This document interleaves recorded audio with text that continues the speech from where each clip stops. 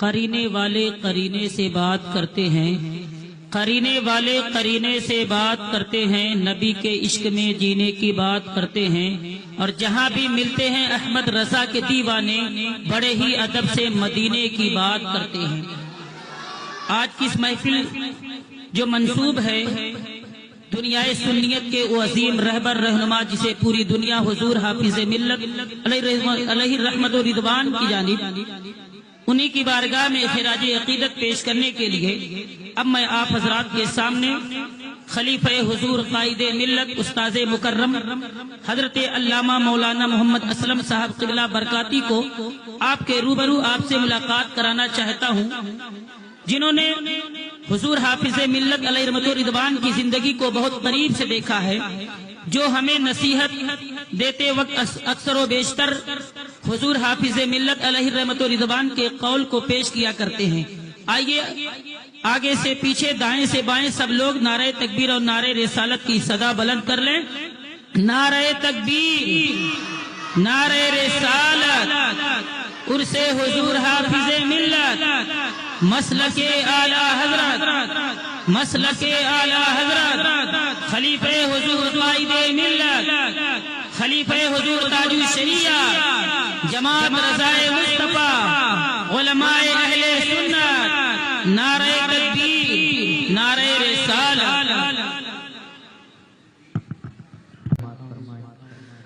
واہ کیا شان ہے اے حافظ ملت تیری، واہ کیا شان ہے اے حافظ ملت تیری، آسمان دیکھ کے حیران ہے رفعت تیری، آسمان دیکھ کے حیران ہے رفعت تیری، واہ کیا شان ہے اے حافظ ملت تیری، باغ فردوس کی صورت میں یہ دینی قلعہ، باغ فردوس کی صورت میں یہ دینی قلعہ، سیدی حافظ ملت ہے کرامت تیری، سیدی حافظ ملت ہے کرامت تیری، واہ کیا شان ہے اے حافظ ملت تیری، تو نے اس باغ کو ہے خون جگر سے سینچا، تو نے اس باغ کو ہے خون جگر سے سینچا، تا قیامت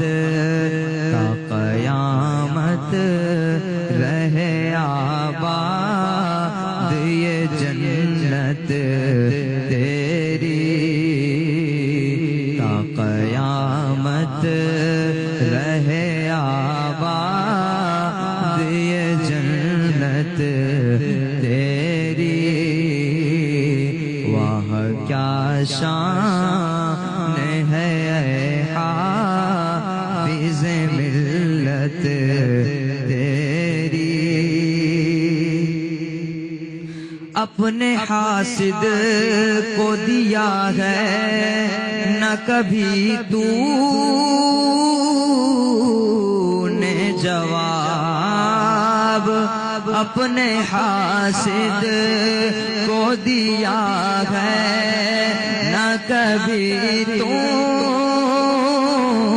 نے جواب، خدمت خلق تھی بس عادت و فطرت تیری، خدمت خلق تھی بس عادت و فطرت تیری، وہاں کیا شان ہے اے حافظ ملت تیری، آسمان دیکھ کے حیران ہے رفعت تیری، سب سے بڑھ کر ہے یہی تیری ولایت کی دلیل،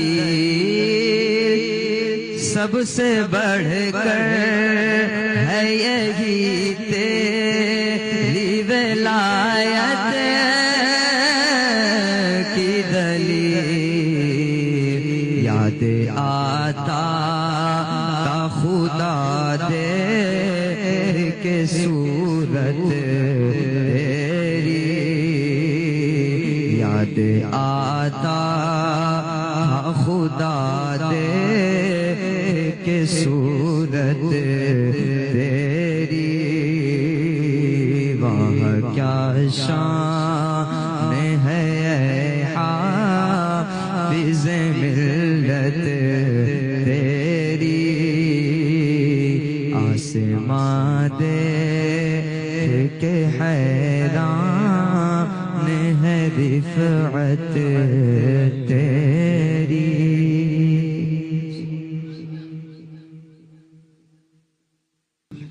اللہم صلی علی سیدنا نبینا مولانا محمد بارک وسلم، صلاۃ و سلام علیک یا رسول اللہ صلی اللہ تعالی علیہ وسلم۔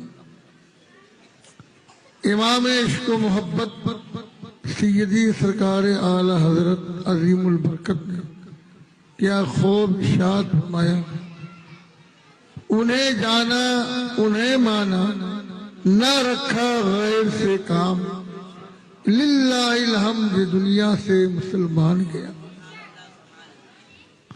آؤ کہیں فرماتے ہیں حبیب یا رسول اللہ کون دیتا ہے، دینے کو منہ چاہیے، دینے والا ہے سچا ہمارا نبی۔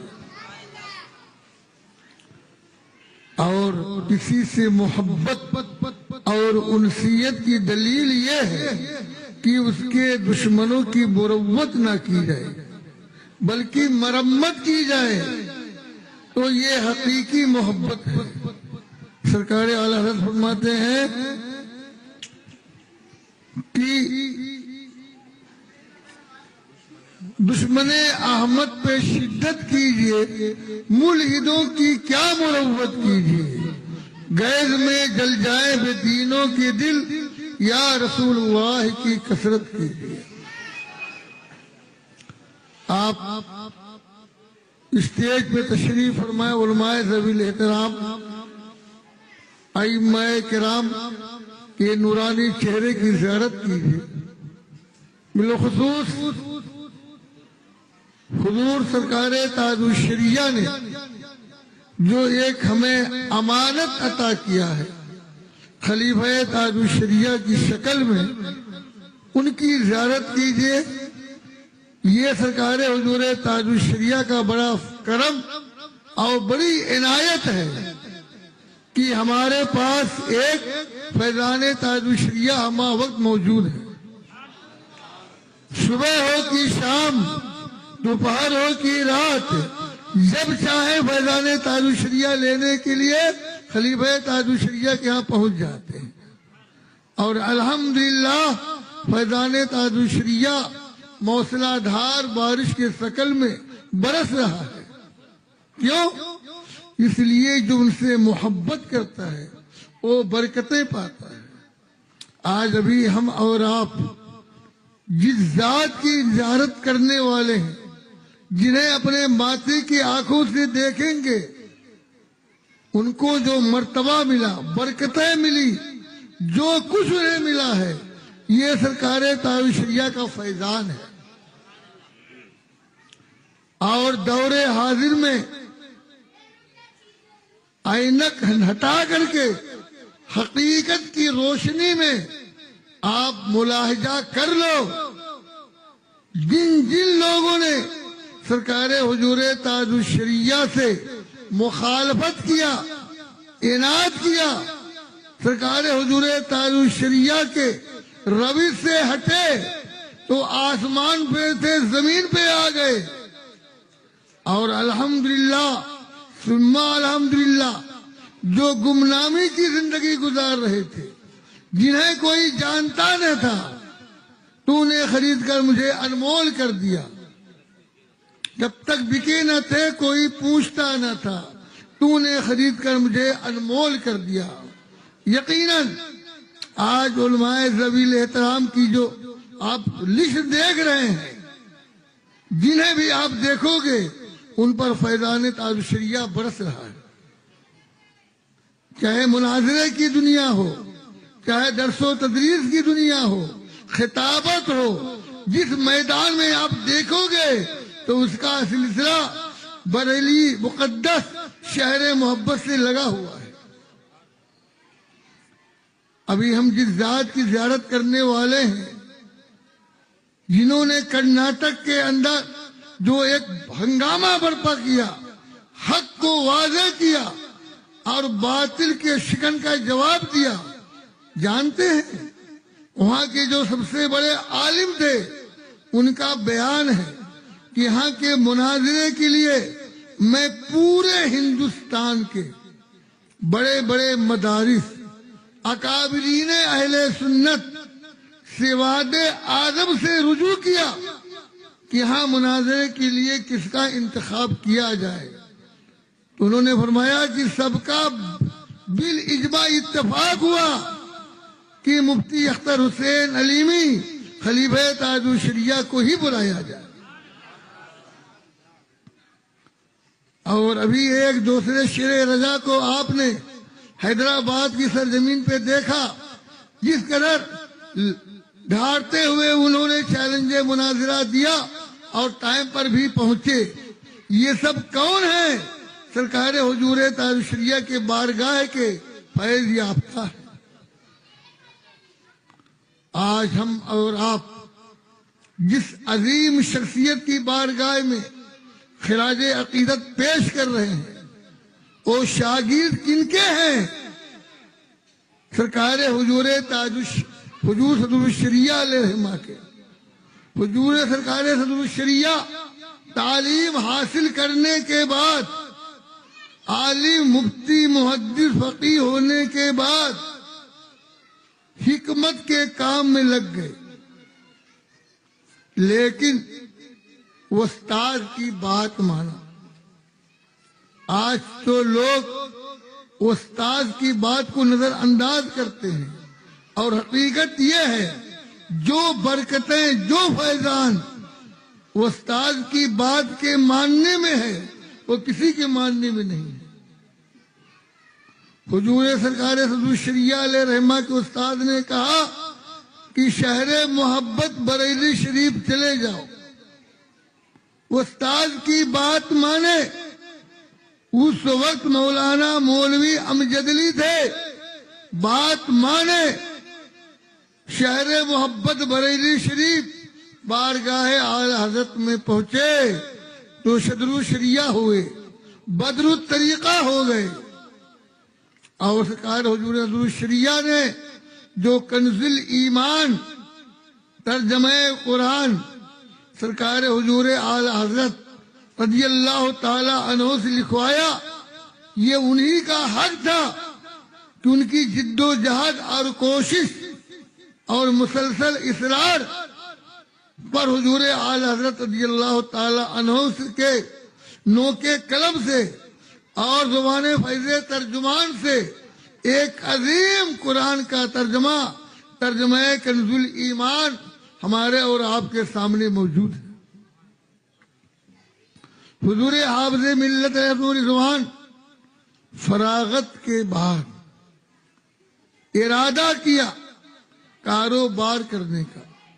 استاد نے مراد آباد سے بریلی شریف بلایا، فرمایا مبارک پور چلے جاؤ۔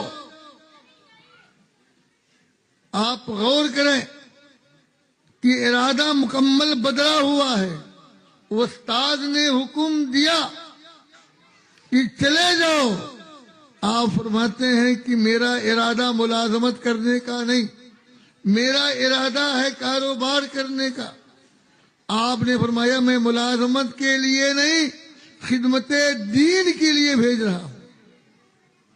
حضور حافظ ملت علیہ رحمہ فرماتے ہیں کہ اس وقت مجھے 100 روپئے ماہانہ تنخواہ آگرہ کی جامع مسجد میں مل رہی تھی، میں نے اس کے چھوڑ دیا اور 20 روپئے ماہانہ تنخواہ پہ مراد آباد سے مبارک پور پہنچ گیا۔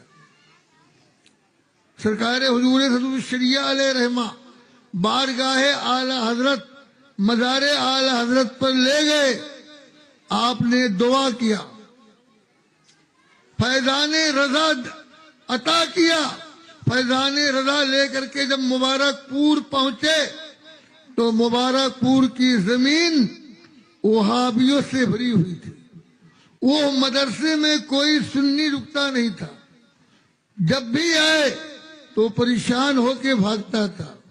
لیکن سرکار حضور حافظ ملت فیضان رضا لے کر کے جب مبارک پور پہنچتے ہیں تو حال یہ ہوتا ہے کہ وہاں اس طریقے سے سکہ جمایا کہ ساری دنیا یہ کہنے پہ مجبور ہو گئی کہ جس نے پیدا کیے کتنے لالو گھر، حافظ دین و ملت پہ لاکھوں سلام۔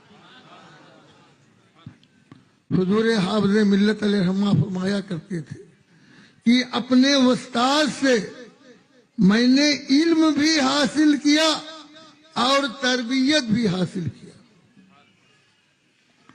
اور آپ نے اپنی پوری زندگی اپنے استاد حضور صدر الشریعہ علیہ رحمہ کے نقش قدم پر گزاری۔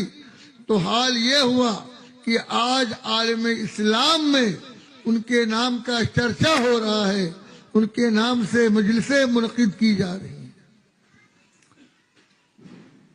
اور حضور حافظ ملت علیہ رضوان نماز کے تعلق سے بڑے سخت پابند تھے۔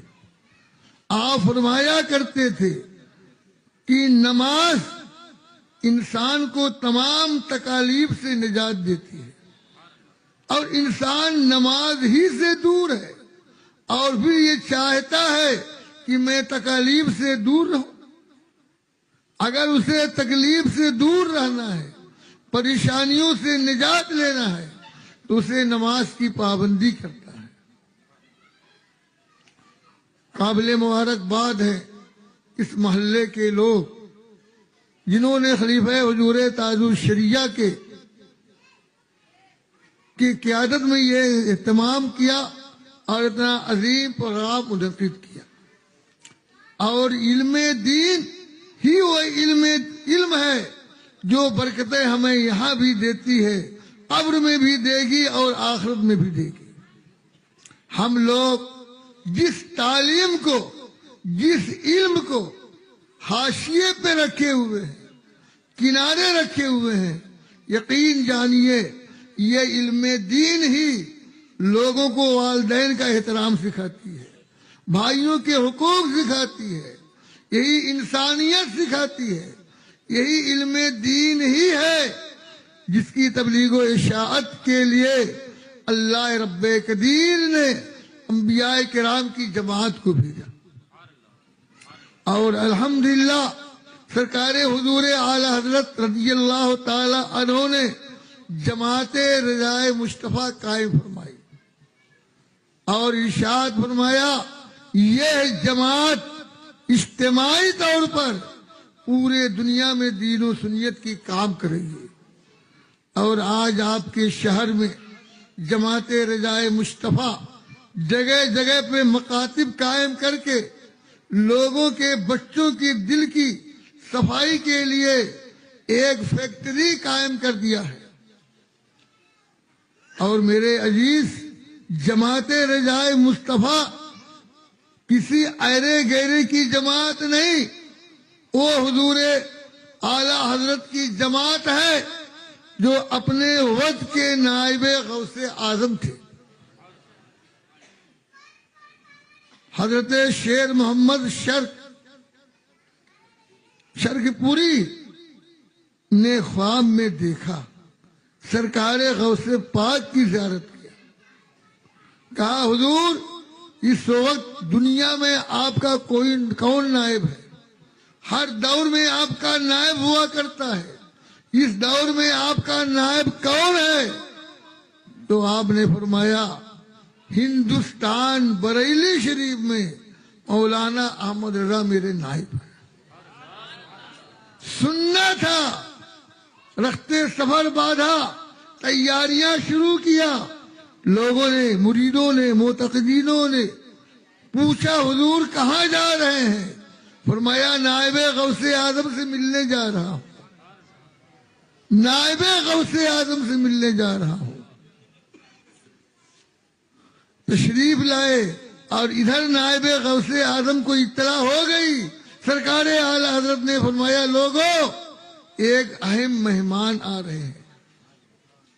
ان کے لیے کمرے کی صفائی کرائی گئی. تشریف لائے، ہفتوں رہے. جانے کے بعد لوگوں نے پوچھا کہ آپ گئے تھے نائب غوث پاک کے پاس، کیا دیکھا؟ کہنے لگے واقعی میں نے دیکھا ہے کہ بریلی کے امام سرکار اعلی حضرت لکھتے ہیں اور سرکار حضور غوث پاک ان کی مدد حمایت فرماتے ہیں.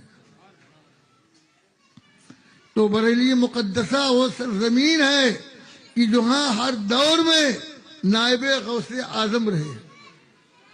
خوش ہمارے معظم مکرم حضرت علامہ مولانا حافظ چاند علی، جن کے ہاتھوں میں ہاتھ دے کر کے مرید ہوئے تاجدار اہل سنت نائب غوث اعظم سرکار حضور مفتی اعظم مفتی عالم. آپ نے جنہیں دیکھ لیا، جنہیں ڈانٹ دیا، وہ وقت کا ولی اور وقت کا بہت بڑا امام ہو گیا. بریلی شریف کے ایک حاجی صاحب تھے، ان کی یہ تمنا اور خواہش رہی کہ میں کسی نائب غوث اعظم کے ہاتھوں میں ہاتھ دوں. پریشان پورا ہندوستان چھان مارا، خانقاہوں کو دیکھا، پیروں کو دیکھا، ان کی نگاہ میں کوئی جچا نہیں. چلے گئے بغداد شریف، وہاں رہے، عرصے تک رہے. آنے جانے والے، اٹھنے بیٹھنے والے دیکھتے رہے. ان کی نظر کسی پہ جمی نہیں. دل میں ان کا اطمینان نہیں ہوا کہ یہ نائب غوث اعظم ہے. ایک دن آخری وقت تھا واپسی کا. سرکار بغداد کی بارگاہ میں فاتحہ پڑھتے پڑھتے ایک ہلکی سی غنودگی آئی. عرض کیا حضور کرم فرمائے، اب میں نائب غوث اعظم ڈھونڈنے کے لیے کہاں جاؤں؟ کرم فرمائے. کہتے ہیں کہ ہلکی سی غنودگی آئی. کیا دیکھتا ہوں؟ حضور اکرم صلی اللہ تعالی علیہ وسلم تشریف فرما ہے، صحابہ کرام کا مجمع ہے، وہاں سیدنا سرکار غوث پاک تشریف فرما ہے. ان کے پیچھے مفتی اعظم مفتی عالم تاجدار اہل سنت بھی تشریف فرما ہے. سرکار غوث پاک نے فرمایا یہی ہمارے نائب ہیں. حاجی صاحب کی آنکھ کھلی، پریشان ہو گئے کہ یہ تو ہمارے شہر بریلی شریف کے ہی سرکار مفتی اعظم ہیں اور میں پورا ہندوستان مقداد معلّہ ڈھونڈ رہا ہوں. فرماتے ہیں کہ میں واپس آیا بریلی شریف، بارگاہ اعلیٰ غوث حضور سرکار مفتی اعظم میں حاضری دی تو نائب غوث اعظم جو ہوتا ہے اسے خبر ہوتی ہے. آپ نے فرمایا حاجی صاحب نائب غوث اعظم کے لیے آپ کو بغداد کا سفر کرنا پڑا۔ حاجی صاحب نے کہا حضور خطا ہو گئی پہچاننے میں، تو بریلی شریف وہ مرکز اہل سنت ہے جہاں قادری فیضان جاری ہوتا ہے۔ اسی لیے تو سیدی سرکار حضور تاج الشریعہ نے ارشاد فرمایا اختر قادری خلد میں چل دیا، خلد دعا ہے ہر ایک قادری کے لیے۔ اور یقیناً سرکار حضور تاج الشریعہ اس دور کے نائب غوث اعظم تھے، جو ان سے مرید ہوئے وہ قابل ستائش ہیں۔ اور یہ نہ جانے کہ سرکار حضور تاج الشریعہ کو ہماری خبر نہیں، ایک دوسرے ملک کے مولانا صاحب سرکار تاج الشریعہ سے مرید ہوئے۔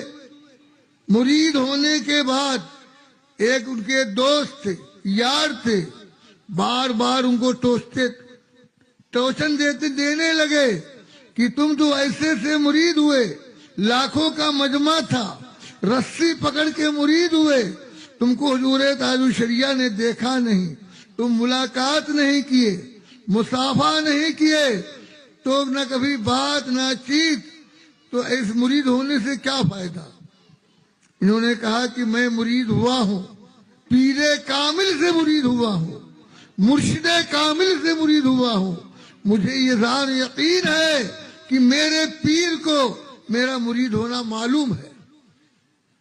لیکن وہ بھی اڑا رہا، کہتے ہیں بار بار ٹوچن مارتا رہا۔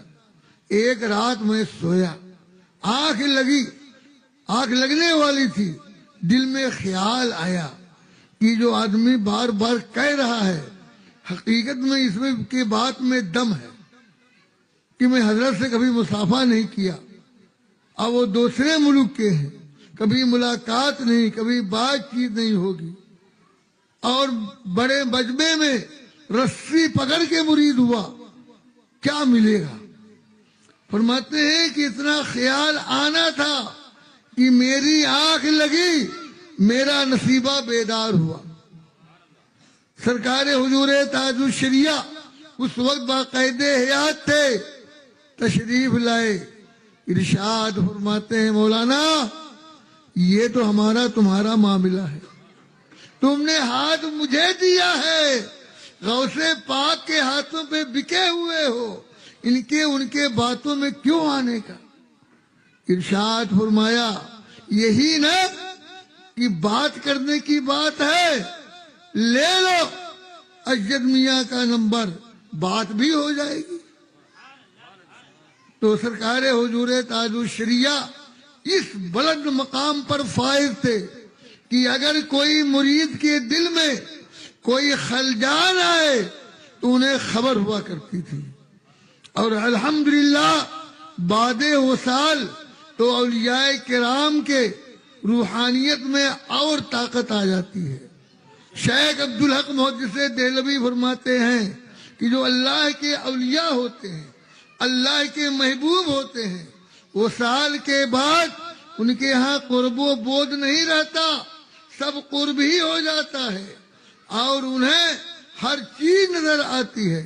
تو ہمارا بھی وجدان یقین یہ کہہ رہا ہے کہ غلامان تاج الشریعہ نے جو اس محفل پاک کا انعقاد کیا ہے، یقیناً حضور تاج الشریعہ جس کی خبر ہے،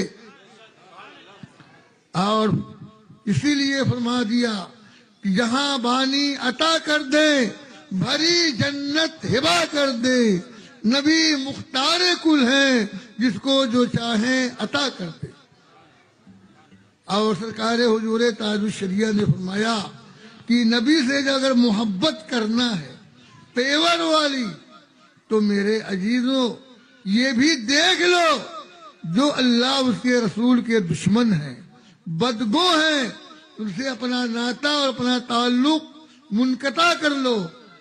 تو ارشاد فرمایا نبی سے جو ہو بیگانہ، نبی سے جو ہو بیگانہ، اسے دل سے جدا کر دو، پدر مادر برادر مال و جان ان پر فدا کر دو. سبحان اللہ. نعرہ تکبیر، نعرہ رسالت، عرس حضور حافظ ملت، مسلک اعلی حضرت، خلیفہ حضور قائد ملت، رہنمائے دین و ملت، جماعت رضائے مصطفیٰ، علماء اہل سنت.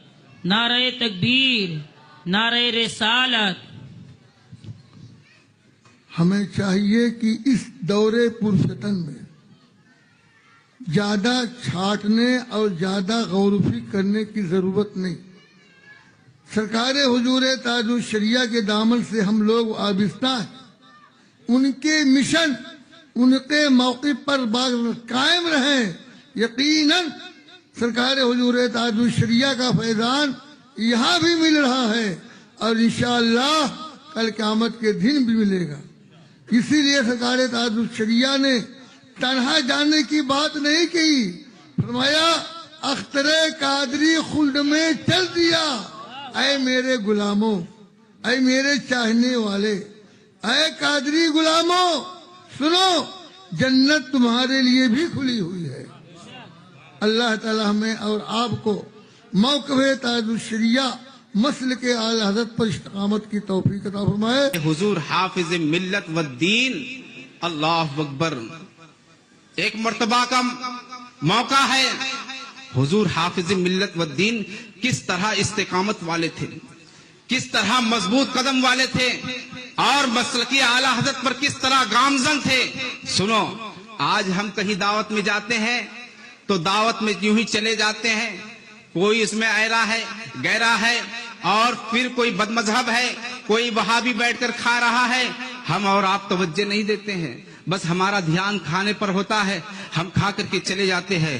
لیکن اللہ اکبر، حافظ ملت والدین ایسے عالم ربانی تھے، ایسے ان کا قدم اتنا مضبوط تھا مسلکی اعلی حضرت پر کہ آپ جب پہنچتے ہیں اور جو ٹیبل لگا ہوا ہے، جو دسترخوان لگا ہوا ہے، اس زمانے کے حساب سے جو بھی دسترخوان لگتا تھا وہ دسترخوان لگا ہوا ہے.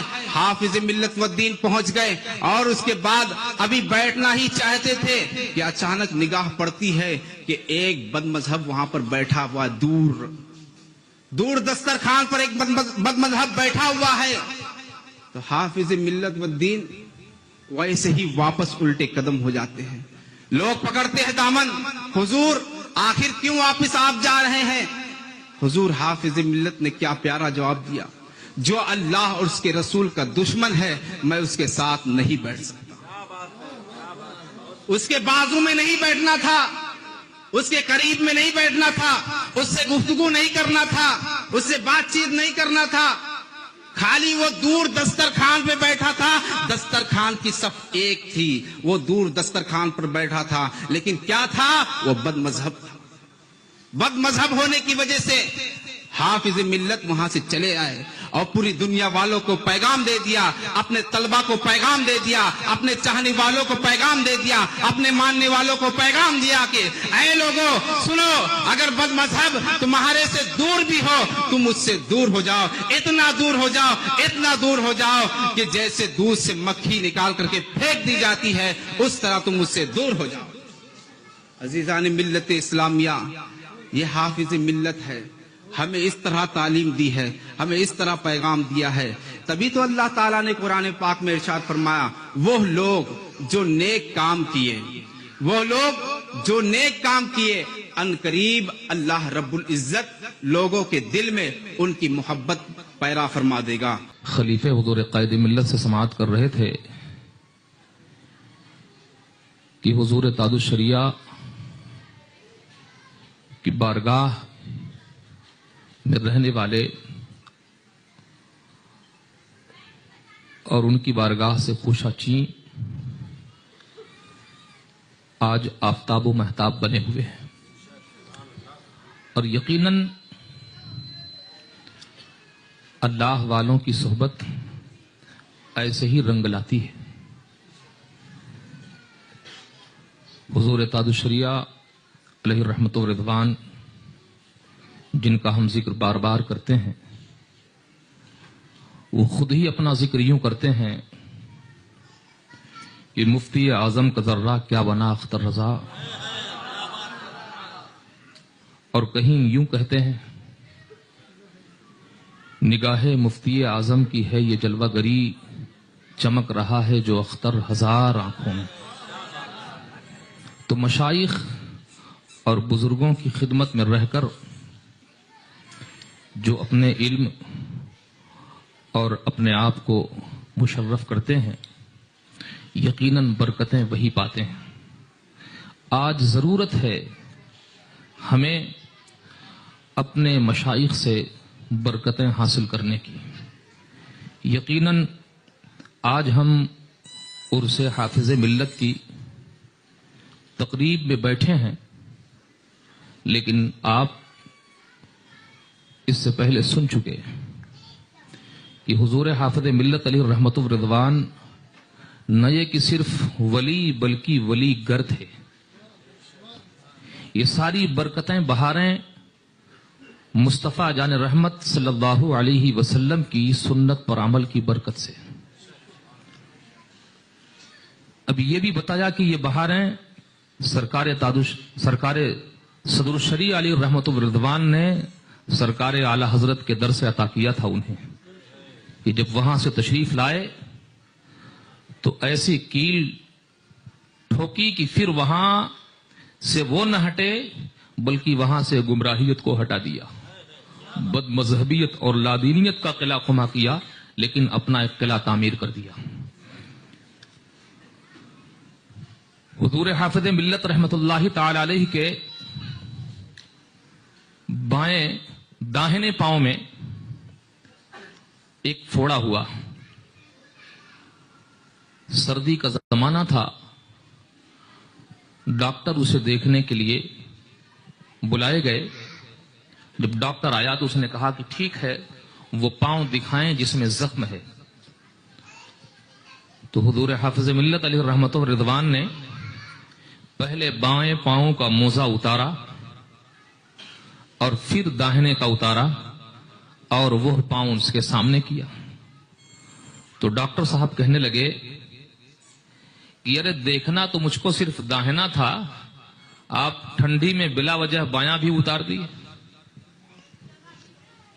حضور حافظ ملت علیہ رحمت الرضوان فرماتے ہیں کہ سنت یہی ہے کہ جب پہنا جائے تو داہنے سے اور اتارا جائے تو بائیں سے۔ یعنی اگر ہم حضور حافظ ملت کی محبت کا دم بھرتے ہیں تو ہم کو سنت و شریعت پر سختی کے ساتھ کاربند رہنے کی ضرورت ہے۔ آج ہماری مسجدوں اور مزاروں پر بدبخت شبیخوں مار رہے ہیں، وہ اسے بت قدا اور نہ جانے کیا کا کہنے کی کوششیں نہیں بلکہ یاچکا بھی داخل کر رہے ہیں۔ سنبھل جل رہا ہے، مسلمانوں کا خون بہ رہا ہے، لیکن ہم ہیں کہ ہمارے اندر ذرا سی رمق یا ذرا سی حرارت، ذرا سی گرمی نہیں آ رہی۔ گرمی کا مطلب یہ کہ ہم آج بھی گناہوں میں پڑے ہیں، آج بھی مسجدوں کو ویران کیے ہیں۔ مؤذن 5 مرتبہ مسجدوں سے حی علی الصلاح حی علی الفلاح کی صدا لگاتا ہے، لیکن بازو ہی میں مسجد ہوتی ہے۔ ذرا جا کے دیکھ لیں کہ شاید و باید اندر کا بھرتا ہوگا، نہیں تو صرف ایک دن جمعہ کے دن مسجدیں بھر رہی ہیں۔ قرآن عظیم میں رب تبارک و تعالی نے فرمایا کہ ہم تمہیں پکڑتے ہیں اس لیے کہ تاکہ تم گڑ گڑاؤ، اپنے رب کے حضور پلٹ آؤ، اپنے رب کی بندگی کرو۔ لیکن آج ہمارے دل اتنے سخت ہوتے جا رہے ہیں کہ ابھی دوسرے ممالک کی خبریں ہم سنتے اور پڑھتے تھے اور خود اپنے ملک میں وہ خبریں دیکھ رہے ہیں، لیکن یہ ظالم یہ خود ہم پر ظلم نہیں کر رہے، بالکل وہ کر رہے ہیں، لیکن ان سے پہلے خود ہم اپنے اوپر ظلم کر رہے ہیں۔ گناہ کرنا یہ بھی ظلم ہی ہے، شریعت کی نافرمانی کرنا یہ بھی ظلم ہی ہے۔ رات کو نکڑوں پر شب گزار دینا اور والدین کو یوں ہی بلکتا چھوڑ دینا یہ بھی ظلم ہی ہے. نکاح کر کے منکوحہ کو گھر میں لانا اور رات بھر ڈھابوں اور بیئر باروں میں شباشی کرنا یہ بھی ظلم ہی ہے. اپنی ماؤں اور بہنوں کی کفالت نہ کرنا، انہیں یوں ہی چھوڑ دینا اور وہ کام کے بہانے کام کریں اور ساتھ ہی عشق بازی کے ساتھ دین سے مرتد ہوں، یہ بھی ظلم ہی ہے. یہ سارے ظلم ہم کر رہے ہیں اور تھوڑے ظلم وہ کر رہے ہیں. ہمیں ضرورت ہے اپنے آپ کو سنت و شریعت پر کاربند کرنے کی. یقیناً سچ کہا ہے کہنے والے نے، آج بھی ہو جو ابراہیم سیما پیدا، آگ کر سکتی ہے اندازے گلستہ پیدا. اگر ہم نے اپنی حالت نہیں بدلی تو ایسے ہی جوگی اور موزی تم پر مسلط ہوتے رہیں گے اور اینٹ پر اینٹ بجاتے رہیں گے. لیکن اگر ہم نے اپنے آپ بدل دیا، اپنی زندگی بدل دی. ہمیں یاد آتا ہے ایک دیوانہ جا رہا تھا، راستے سے گزر رہا تھا، اس کے پیر سے چپل سے کیچڑ اڑی اور ایک معشوقہ کے اوپر پڑی. اس سے محبت کرنے والے نے دیکھا کہ میری معشوقہ کے کپڑے گندے اس دیوانے کی وجہ سے، فوراً قریب گیا اور اسے زوردار تھپڑ لگایا. اس نے مڑ کے دیکھا، بھائی کیا غلطی میری؟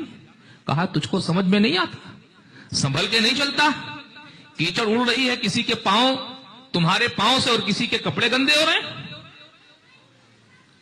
اس نے دیکھا اور دیکھ کے ایک سرد آہ بھری اور آگے چل پڑا.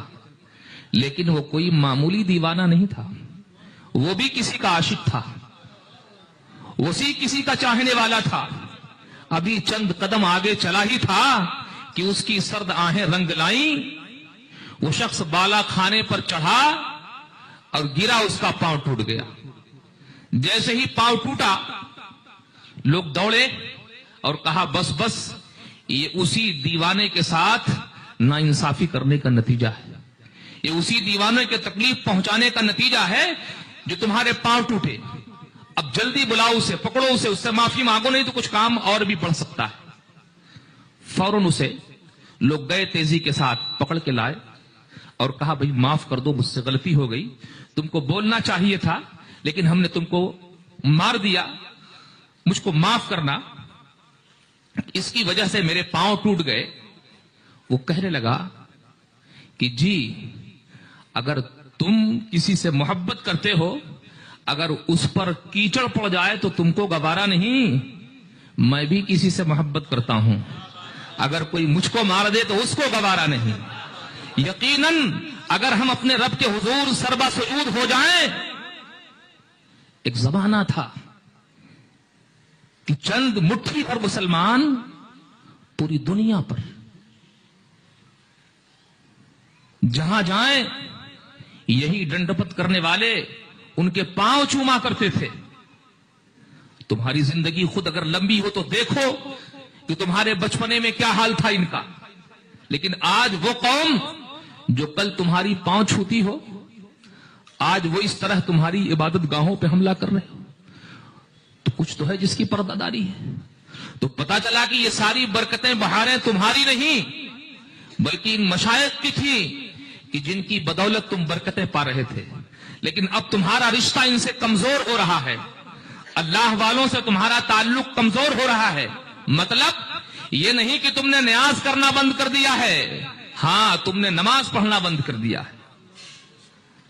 تم نے ان سے محبت کا دم تو بھرا ہے، نیازیں کھا کے فجر قضا کیا ہے اور نیازوں میں بھی احتیاط نہیں کیا ہے. کسی کو بھی کھلایا ہے، کسی کا بھی کھایا ہے نہیں، بلکہ تمہیں عقل حلال کھانا ہے، لقمہ حلال کھانا ہے. اگر تم لقمہ حلال کھاؤ تو تمہاری زبانوں میں وہ اثر ہوگا، اللہ تبارک و تعالی تمہاری دعائیں قبول فرمائے. تم جو کہو رب وہ پورا فرما دے. کب؟ جب تم عقل حلال کھاؤ گے، تب اس کی بندگی کرو گے. تب تمہیں تو اس نے پیدا کیا ہے اپنی بندگی کے لیے، قرآن عظیم فرماتا ہے وما خلقت الجن والانس الا لیعبدون، کہ ہم نے جنات اور انسان کو اس لیے پیدا کیا تاکہ وہ میری عبادت کریں. لیکن آج ہم اس کی جی حضوری میں اس سے نوٹیں لینے کے چکر میں ہمیں یہ نظر نہیں آتا کہ حلال کیا ہے حرام کیا ہے. میرے عزیزو، فاقہ رہنا تو گوارا کرو، لیکن لقمہ حرام گلے سے اتر جائے یہ ہرگز گوارا نہ کرنا. محبوب الہی کی زندگی یاد کر لو.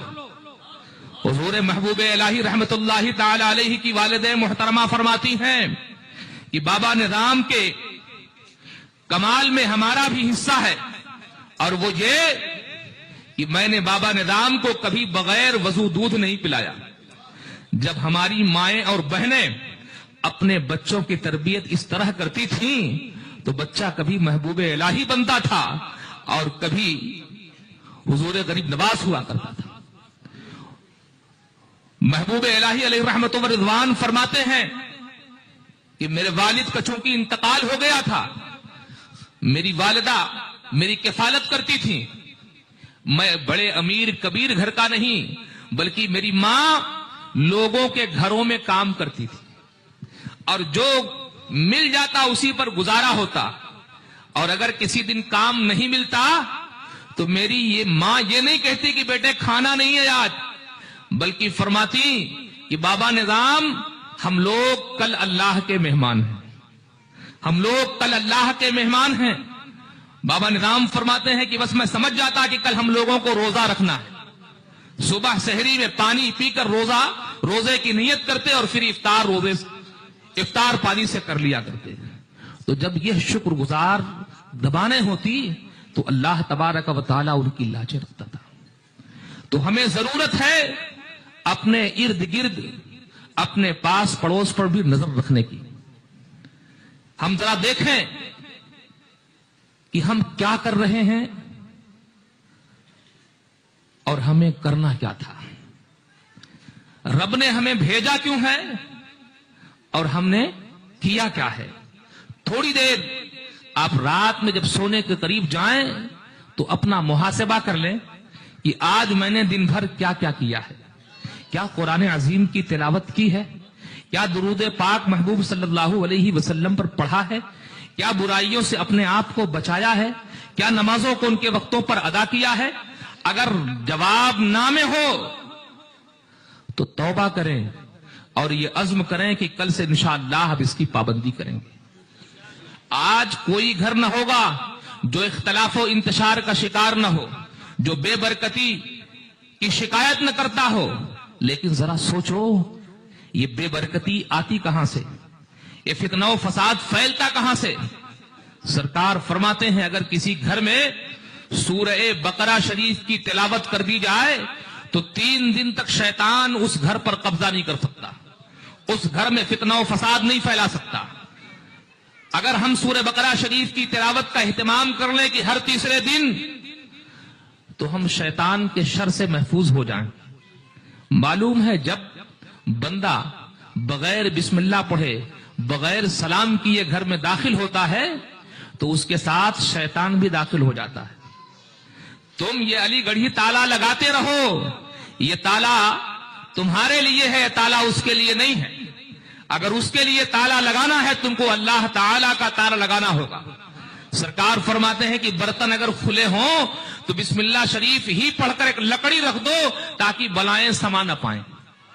بسم اللہ شریف پڑھ کر اگر تم نے دروازہ بند کیا تو رات میں جو منتشر ہوتی ہیں بلائیں وہ تمہارے گھر میں داخل نہیں ہوگی.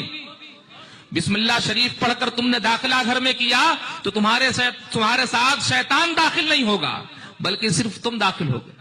لیکن جو بغیر بسم اللہ پڑھے بغیر سلام کے گھر میں داخل ہوتا ہے تو اس کے ساتھ ساتھ شیطان بھی داخل ہوتا ہے. اور جب گھر میں جاتا ہے تو کہتا ہے چلو رہنے کا ٹھکانہ تو مل گیا. پھر وہ کھانے کے وقت بسم اللہ بھلواتا ہے تو کہتا ہے کھانے کا بھی انتظام ہو گیا. سونے کے وقت وہ قریب آتا ہے کہ تو کچھ مت پڑھ تاکہ میں تیرے پاؤں ہاتھ دباتا رہوں، تیرے ہاتھ پاؤں دباتا رہوں گا میں. پھر بندے کو سستی کاہلی اور گناہوں میں ملوث ہو کے وہ نیند میں آ جاتا ہے. اور پھر اس پر ایسی گرہیں لگاتا ہے کہ اب یہ فجر کے وقت اٹھ نہ سکے. لیکن اگر آتے ہی وقت اس نے بسم اللہ پڑھ لیا تو شیطان باہر، اللہ کی رحمت اندر، اختلاف و انتشار سے بچا اور گھر میں برکتیں آئیں. اور اپنے گھروں کو جنت نشان بناؤ. یہ چھوٹی آبادی نہیں، بہت بڑی آبادی ہے، لیکن اس بڑی آبادی سے اپنی مسجدوں کو بھی آباد کرو. اگر ہم چاہتے ہیں کہ ہمارا گھر آباد رہے تو آپ خدا کا گھر آباد کیجئے. اس لیے کہ اگر اس کا گھر آباد رہا تو وہ کریم کبھی بھی آپ کے گھر کو برباد نہیں کرے گا. وہ بڑا مہربان مولا ہے، بڑا کریم مولا ہے. لیکن اگر آپ نے اس کے گھر کو ویران کیا تو یہ اس کے گھر کو ویران کرنا نہیں، بلکہ یہ اپنے گھر کو ویران کرنے کی دعوت دینا ہے. آج جو مسجدیں ویران ہیں اور ہم ان کو سجدوں سے آباد نہیں کرتے تو کیا ان کی بددعائیں نہیں ہوتی؟ کیا وہ بددعائیں نہیں کرتی؟ اگر ہم چاہتے ہیں آشائش، سکون اور اطمینان، تو ہمیں شریعت و سنت پر سختی کے ساتھ کاربند ہونا ہوگا. آج جس بزرگ کی یاد میں ہم یہاں بیٹھے ہیں وہ کون لگتے ہیں ہمارے؟ کون سا رشتہ اور ناتا ہے ہمارا ان سے؟ ہاں، وہ رشتہ ہے جو سب سے مضبوط تر ہے. انہوں نے نبی کی سنت کی آبیاری کی، وہی رشتہ ہمارا اور ان کا ہے. تو اگر تم نبی کے سچے عاشق بن جاؤ تو پوری دنیا تمہاری ہے. سچ کہا کہ محمد سے وفا تو نے تو ہم تیرے ہیں. یہ جہاں چیز کیا ہے، لوح و قلم تیرے ہیں، سب تیرا ہی ہے. یہ لاکھ نارسی لاتے رہیں، لاکھ کچھ کرتے رہیں، لیکن اگر تم نے رب کی بندگی چھوڑ دی، نبی کی سنت پر استقامت سے منہ موڑ لیا، تو پھر تمہارا بھی تمہارا نہیں رہ جائے گا. اور اس کی مثالیں اپنے سامنے دیکھو. آج جہاں بہت ساری دوسری دشواریاں ہیں، وہاں ایک مشکل یہ بھی ہے کہ ہم اپنے دین و مذہب کے سختی کے ساتھ کاربند نہیں. درود پاک پڑھیں. اللہم صلی علی سیدنا و شفیعنا و نبینا مولانا محمد بارک وسلم صلاۃ و سلام علیک یا رسول اللہ صلی اللہ تعالی علیہ وسلم. تو اپنے آپ کو پابند بنائیں اور اپنے گھر میں بھی اسلامی ماحول نافذ کرنے کی کوشش کریں. اس لیے اگر چاہتے ہیں کہ آپ جو کما کے لاتے ہیں اس میں برکتیں ہوں، تو گھر میں جو حضرات رہتی ہیں، جو خواتین رہتی ہیں، اگر گھر میں آپ نے قرآن عظیم کی تلاوت کا اہتمام رکھا ہے، درود پاک پڑھنے کا انتظام رکھا ہے، تو انشاءاللہ جو آپ لائیں گے اس میں برکت ہی برکت ہوگی.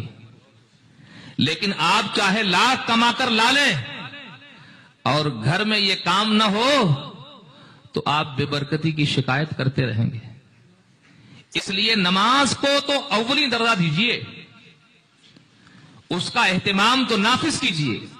ایک جگہ ابھی حضور قائد ملت، خلیفہ قائد ملت کے ساتھ جانا ہوا. وہاں صاحب خانہ نے شکایت جو کی، آپ زر سے لکھنے کے قابل. کہا حضرت یہ 3 بچے ہیں، تینوں میں یہ تیسرا بچہ نماز نہیں پڑھتا، اور میں نے اب کہہ دیا ہے کہ اب اسے گھر سے باہر بھی کر دیں گے اور اس کے نام کوئی مکان بھی نہیں رکھیں گے. ہمیں بے نمازی کی ضرورت نہیں ہے. اگر نماز پڑھے گا تو ٹھیک ہے، نہیں پڑھے گا تو ہم اس کو ہٹا دیں گے. سن کر آنکھیں اشک سے بھر گئی کہ اگر کاش ہمارا معاشرہ اسی طرح، ہر گھر کا باپ اسی طرح اپنے بچوں پر سخت ہو جائے تو ہمارے بچے لاوباری نہیں نکلیں گے. آج منشیات، نشے کے معاملے میں اگر سب سے برباد زیادہ ہو رہی ہے کوئی قوم تو مسلمان کے بچے. پولیس کے ڈنڈے کھانے میں بھی یہی آگے ہیں, جیل میں جانے میں بھی یہی آگے ہیں, نشہ کرنے میں بھی یہی آگے ہیں. کاش جو ہمارے بچے پڑھنے والے ہیں وہ محنت کر کے پڑھتے, تو جو ظالم جیل کی سلاخوں کے پیچھے ہمارے جوانوں کو سڑا رہی ہے وہ سڑا نہیں سکتے. لیکن ہمارے بچے سوچتے ہیں بس ہماری زندگی ہم بس نہیں, بلکہ تم قوم کی امانت ہو. اپنے گھر کی بھی کفالت کرو اور اپنے سماج کی بھی دیکھو, اپنے محلے پر بھی نگاہ رکھو, اپنے پڑوس والوں کی بھی خدمت کرو. تمہارے ہاتھ صرف اس لیے نہیں ہے کہ تم لقمہ تر کھا لو, نہیں, بلکہ گرتوں کو اٹھاؤ بھی, بیماروں کو سہارا بھی دو. اگر تم نے یہ کام کیا تو ہی تم سچے مسلمان ہو. اس لیے کہ نبی نے یہی کیا ہے اور یہی بتایا ہے, یہی ہمیں سکھایا ہے. ہمیں ضرورت ہے کہ ہم اپنے گھر پر کڑی نگاہ رکھیں, سنت و شریعت پر عمل میں ہرگز کوئی تساہلی نہ برتیں. اگر اسلامی ماحول ہم نے اپنے گھر میں قائم کر لیا تو پھر ہمیں ہر جگہ جلسوں و جلوس کی ضرورت نہیں پڑے گی, بلکہ جب ہر گھر شاد رہے گا تو یوں ہی ہر گھر میں جلسہ ہوتا رہے گا. بڑی مشکل سے یہ جلسے کی تقریبیں منعقد ہوتی ہیں, آپ وقت دیتے ہیں, لیکن یہ صورت کیجئے کہ منعقد ہمیشہ ہوتا رہے, ہمیشہ یہ جلسے ہوتے رہیں. بڑے جلسے روڈ پر ہوں لیکن چھوٹے جلسے روز گھر میں ہوا کریں. میلاد مصطفیٰ کی محفلیں روز گھر میں سجا کریں. نبی پر درود پاک کے ورد کی محفلیں روزانہ گھر میں سجا کریں, اگرچہ 5 ہی منٹ ہو. اگر ہمارا گھر اس طرح میکدہ ہو جائے تو پھر ہمارے بچے نسڑی نہیں نکلیں گے, ادھر ادھر کے عشق میں مبتلا نہیں ہوں گے, بلکہ آپ جب نکلیں گے تو عشق مصطفیٰ میں گنگناتے ہوئے نکلیں گے کہ جہاں بانی عطا کر دیں, بھری جنت ہوا کر دیں, نبی مختار کل ہیں, جس کو جو چاہیں عطا کر دیں. پھر وہ ادھر ادھر کے دروازے پر نہیں پڑیں گے, بلکہ مصطفیٰ جان رحمت صلی اللہ علیہ وسلم کے در پر جانے کی تمنا کریں گے کہ ہمیں زمانے کی بھیک ادھر ادھر سے نہیں لینی ہے, بلکہ مصطفیٰ جان رحمت صلی اللہ علیہ وسلم کے در دولت سے لینی. اسی کو حضور صدر الشریعہ نے کہا کہ کس چیز کی کمی ہے, آقا تیری گلی میں, دنیا تیری گلی میں, عقبہ تیری گلی میں. ساری برکتیں بہاریں اللہ تبارک و تعالی نے اپنے محبوب کو عطا کی, اور اب یہ اسے ہی ملے گی جو محبوب کا رہے گا. تو ہمیں ضرورت ہے انہی کی طرف پلٹ پلٹ کر جانے کی, پھر کے جانے کی, انہی کی سنت پر سختی کے ساتھ کاربند رہنے کی. اور اگر ہم نے یہ اپنا لیا تو انشاءاللہ ہمارے جلسے بھی کامیاب, ہماری زندگی بھی کامیاب. یہ جلسے اسی لیے ہوتے ہیں کہ تاکہ ہم سنتوں کے عامل بن جائیں, مصطفیٰ جان رحمت صلی اللہ علیہ وسلم کے سچے عاشق بن جائیں. ہماری زندگی ادھر ادھر کے لیے نہیں ہے. کسی نے بڑے اچھے انداز میں کہا ہے کہ متاع اشک نہیں ہے ادھر ادھر کے لیے, بچا کے رکھ اسے طیبہ کی رہ گزر کے لیے. کہ تم وہاں کے مسافر ہو, تمہیں یہ کچھ کرنا چاہیے. درود پاک پڑھیں. اللهم صل على سيدنا وشفيعنا ونبينا مولانا محمد وبارك وسلم صلاة وسلاما عليك يا رسول الله صلی اللہ تعالی علیہ وسلم. ہماری مائیں اور بہنیں یہ بھی برابر کی حصے دار ہیں اسلام میں.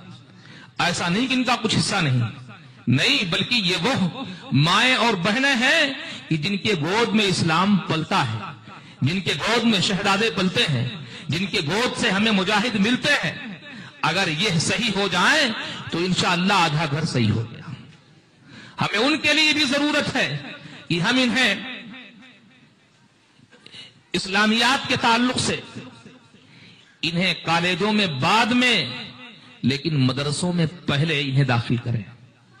اس لیے کہ اگر ہم نے پہلے ان کے اندر عشق مصطفیٰ بھر دیا, عشق مصطفیٰ کا رنگ ڈال دیا, تو یہ جہاں بھی جائیں گے رنگ مصطفیٰ ہی میں رہیں گے, عشق مصطفیٰ ہی میں گنگنائیں گے. لیکن اگر ہم نے کالجوں اور اسکولوں کی طرف پہلے دھیان دیا اور مدرسوں کو چھوڑ دیا تو پھر حال یہ ہوگا کہ ہمارے گھر کی بربادی کوئی روک نہیں سکتا. انہیں دین سے ہم دور کر دیں تو ہم نے خود انہیں بگاڑ دیا. اللہ تبارک و تعالی فرماتا ہے یا ایتھا النفس المطمئنہ ارجعی الی ربک راضیۃ مرضیہ. اے نفس مطمئنہ پلٹ اس طرح اپنے رب کی طرف کہ وہ تجھ سے راضی ہو اور تو اس سے راضی ہو. تمہیں یہ جو زندگی ملی ہے اللہ و رسول کی رضا حاصل کرنے کے لیے کہ تم جب پلٹو تو اس طرح پلٹو کہ اللہ و رسول کے حضور سرخرو ہو سکو. سرکار فرماتے ہیں کہ بندہ دنیا سے رخصت نہیں ہوتا مگر اپنا مقام دیکھ لیتا ہے, اپنا انجام دیکھ لیتا ہے, جنت یا جہنم.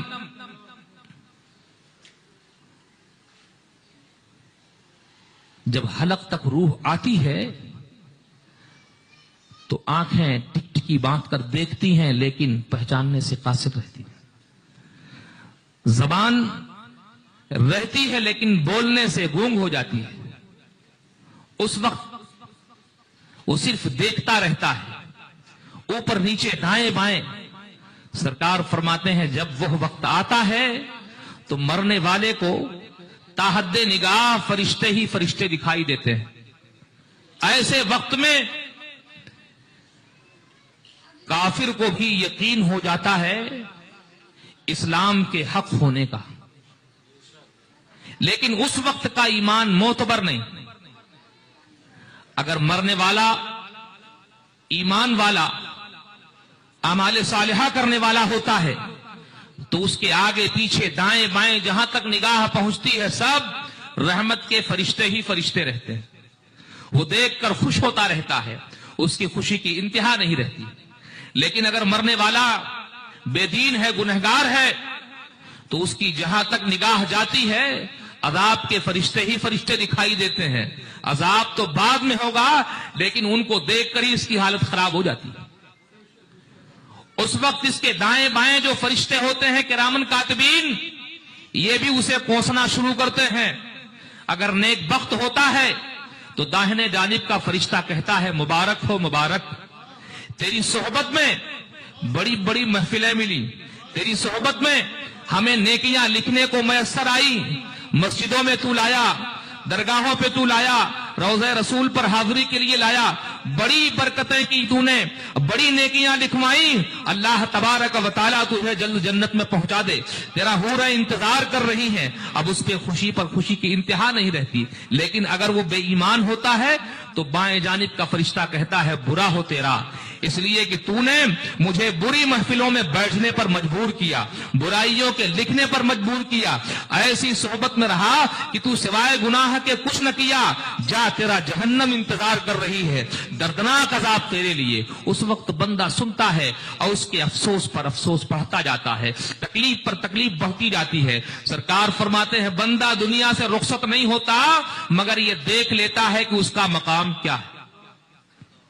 تو عقل مند وہ ہے کہ جو حساب ہونے سے پہلے اپنے حساب کلیئر کر لے,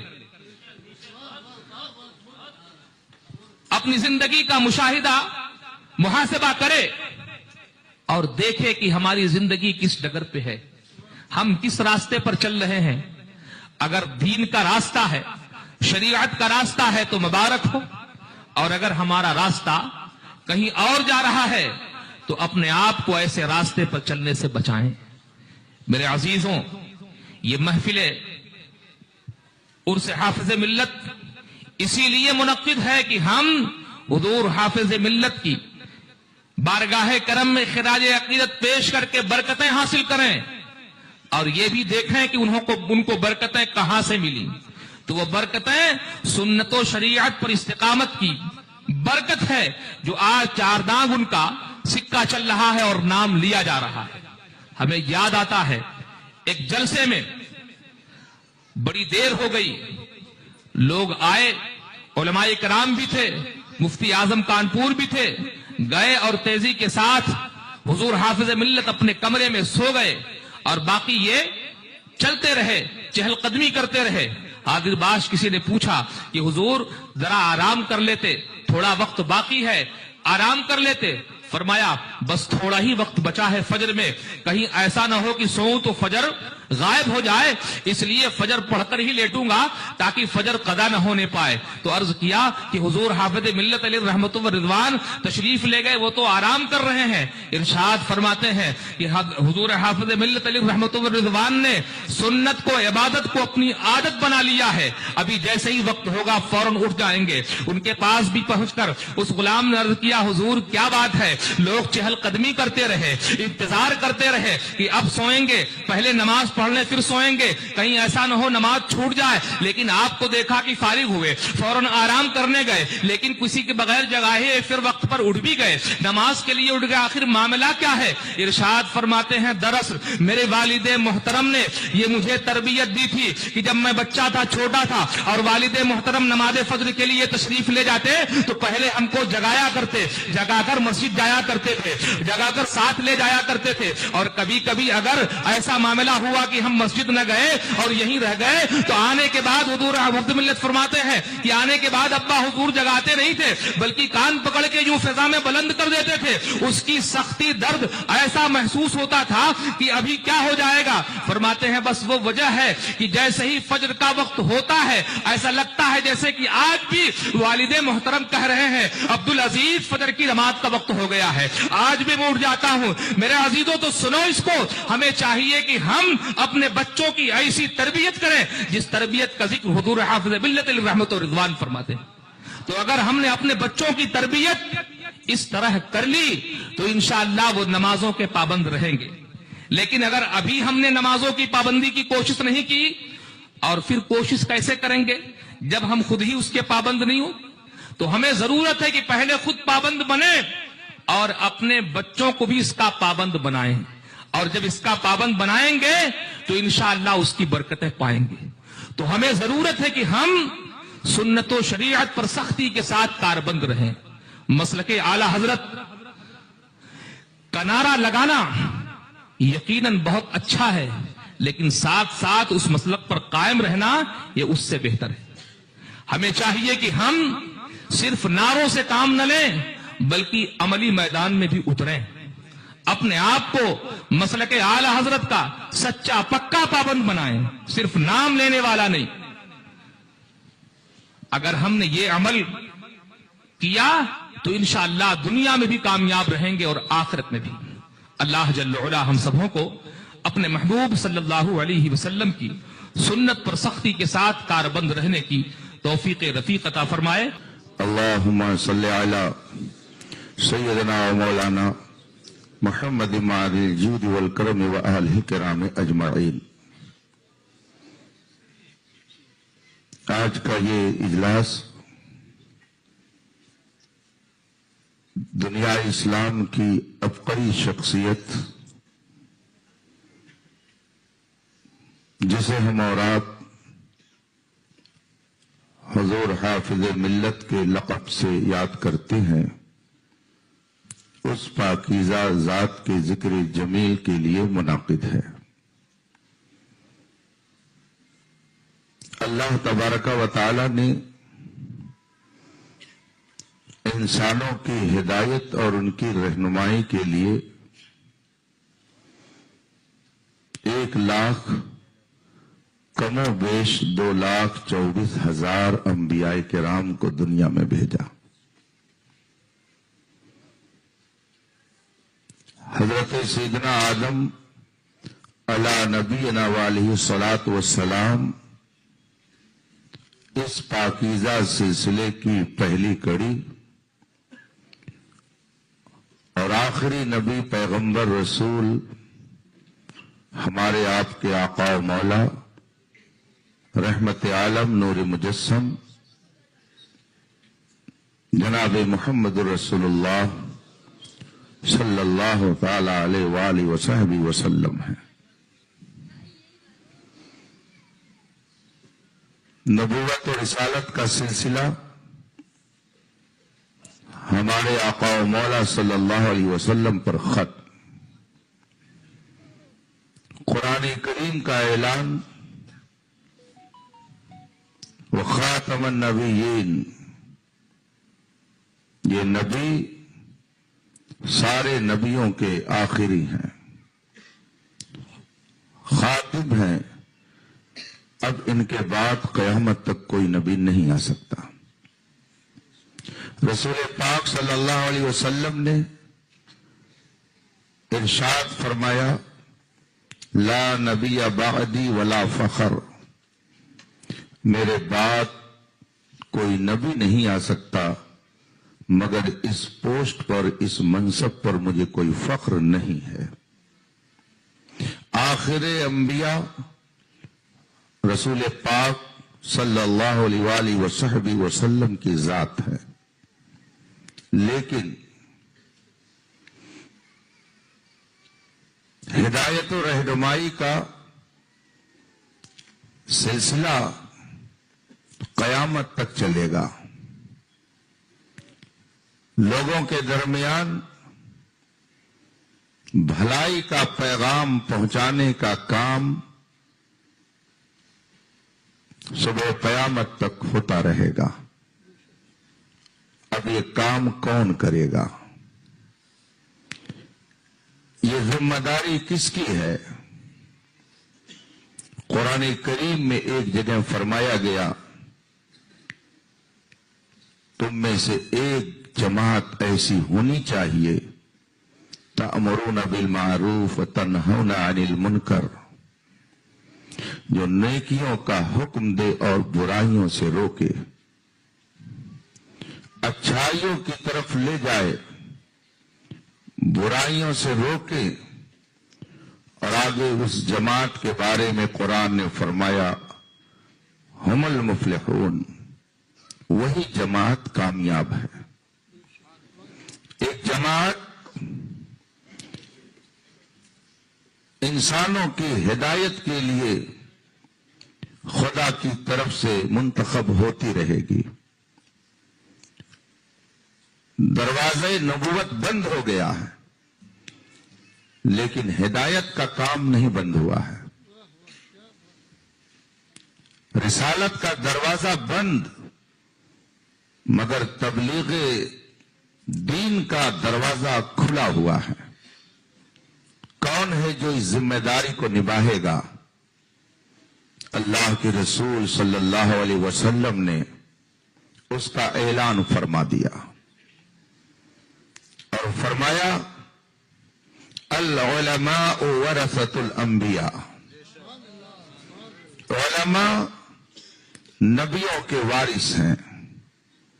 جو ذمہ داری انبیاء کرام اپنے اپنے دور میں نبھاتے رہے،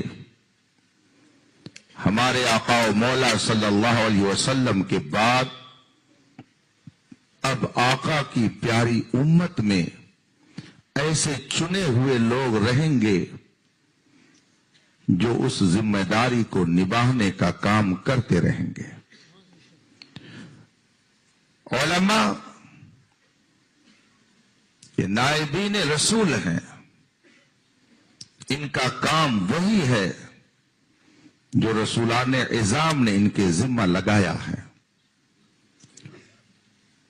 جماعت اہل سنت کی ایک بڑی قداور اور مشہور شخصیت فقیہ ملت مفتی جلال الدین احمد امجدی علیہ رحمت و رضوان کی ہے۔ آپ فرمایا کرتے تھے، نائب کا کام وہی ہے جو اصل کرتا تھا۔ اور پھر وہ فرماتے تھے، ہمارے آقا و مولا صلی اللہ علیہ وسلم ظاہری حیات طیبہ کے آخری لمحے تک دین پھیلانے کی فکر میں، لوگوں کے ایمان کی حفاظت کی تدبیر میں لگے رہے۔ تو سچا نائب وہی ہوگا جو امت کے ایمان کی حفاظت کی فکر میں لگا رہے۔ وہ فرماتے تھے، سچا نائب رسول اسی کو کہا جائے گا جو زندگی کے ہر موڑ میں امت کی خیر خواہی سوچتا رہے، جس کی نگاہ بلند قوم کے مسائل کو سلجھانے کے لیے ہمیشہ کھلی رہے، جس کی عقل امت کے مسائل کو سمجھنے کے لیے ہمیشہ تیار رہے، جس کا دل غم امت میں ہمیشہ دھڑکتا رہے. اگر عالم دین اس معیار کا ہے تو وہ سچا نائب رسول ہے. اس کی زیارت حدیث پاک کی روشنی میں نبی کی زیارت ہے. اس کی ابتدا میں نماز گویا نبی کی ابتدا میں نماز ہے.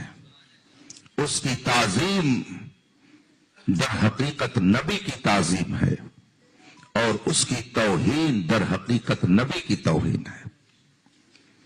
اللہ تبارک و تعالی نے اپنے نظام قدرت کے تحت رسول پاک صلی اللہ علیہ وسلم کے بعد مسلمانوں کے درمیان ایک سے ایک قداور شخصیتوں کو اب تک پیدا کرتا آ رہا ہے، اور ایسی ایسی برگزیدہ شخصیتیں جلوہ گر ہوئیں جن کے فضل و کمال کی خوشبو سے پوری دنیا مشکبار ہے.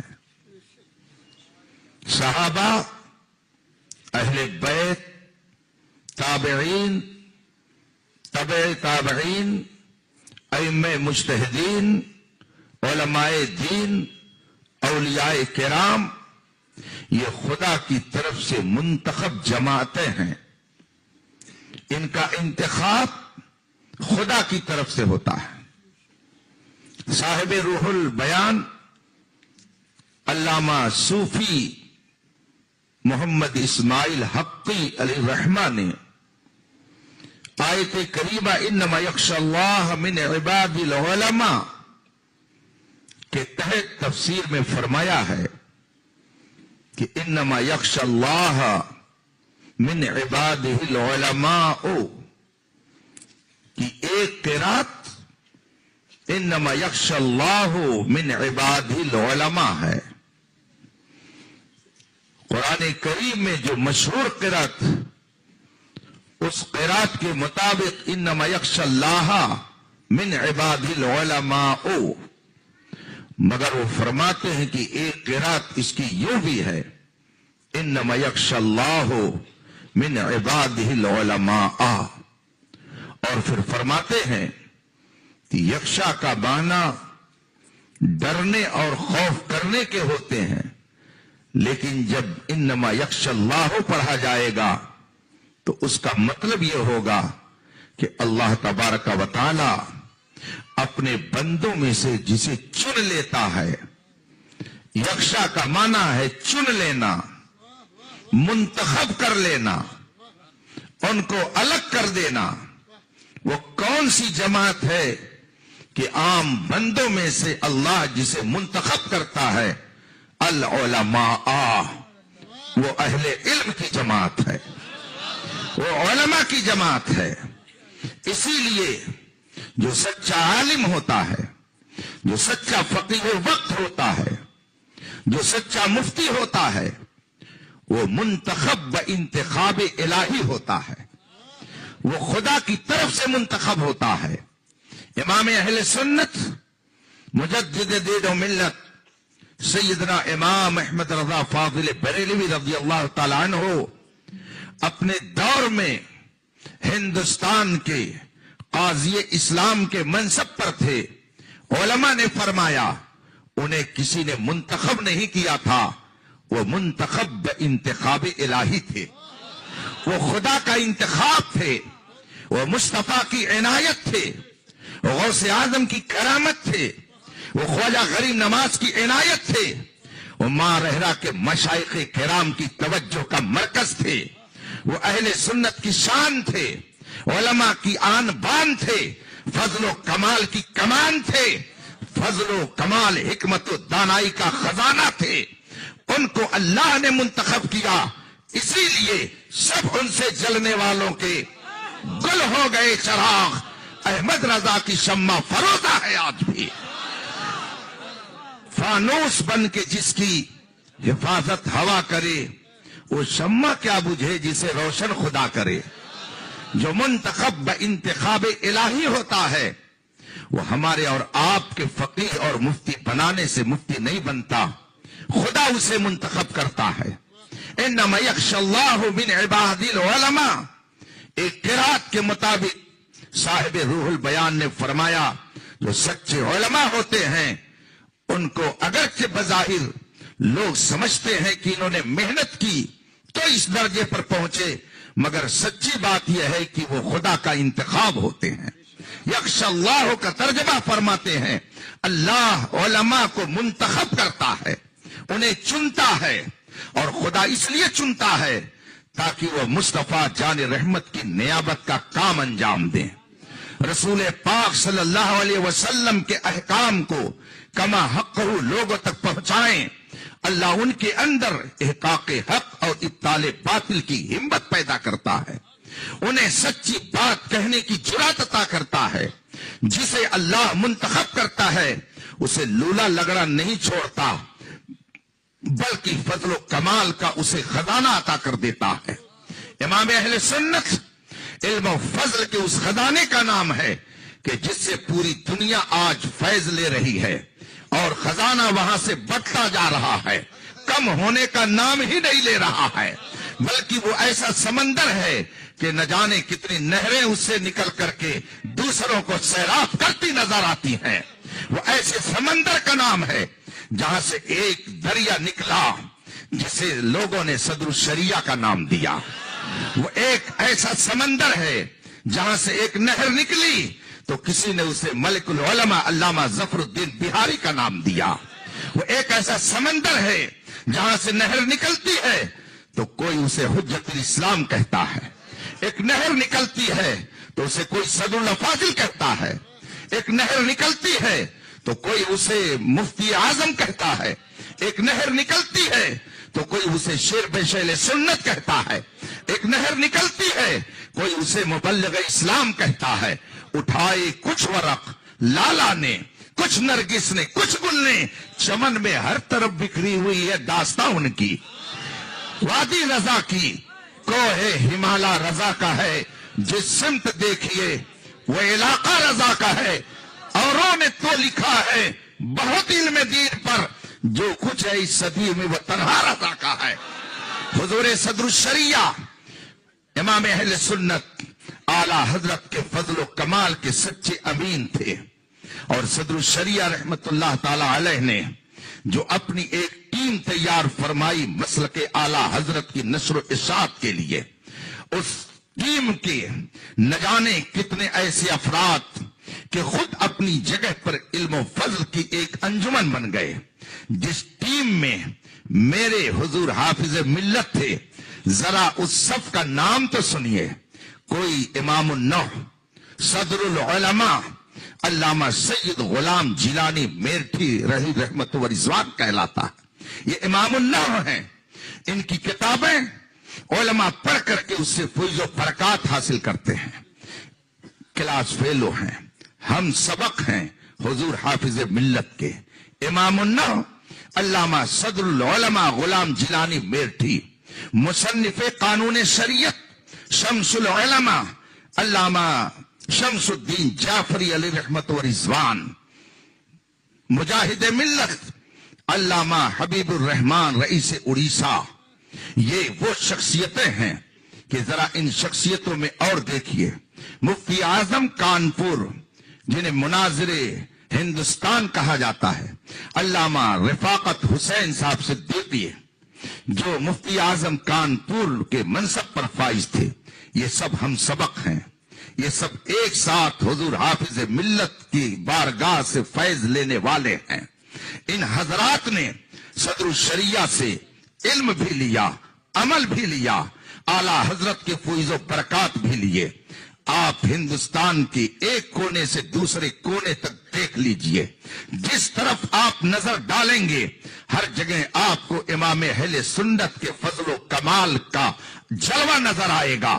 اڑیسہ ہندوستان کا ایک آخری کوڈا ہے، اس اڑیسہ کی سرزمین پر حضور مجاہد ملت علامہ حبیب الرحمان صاحب رحمت اللہ تعالی علیہ صدر الشریعہ اور صدر الشریعہ کے واسطے سے اعلی حضرت کا فیضان لٹاتے رہے، اور آج دنیا سے جانے کے بعد اڑیسہ اور بنگال کی سب سے عظیم مرجع خلائق درگاہ کا نام آستان مجاہد ملت ہے۔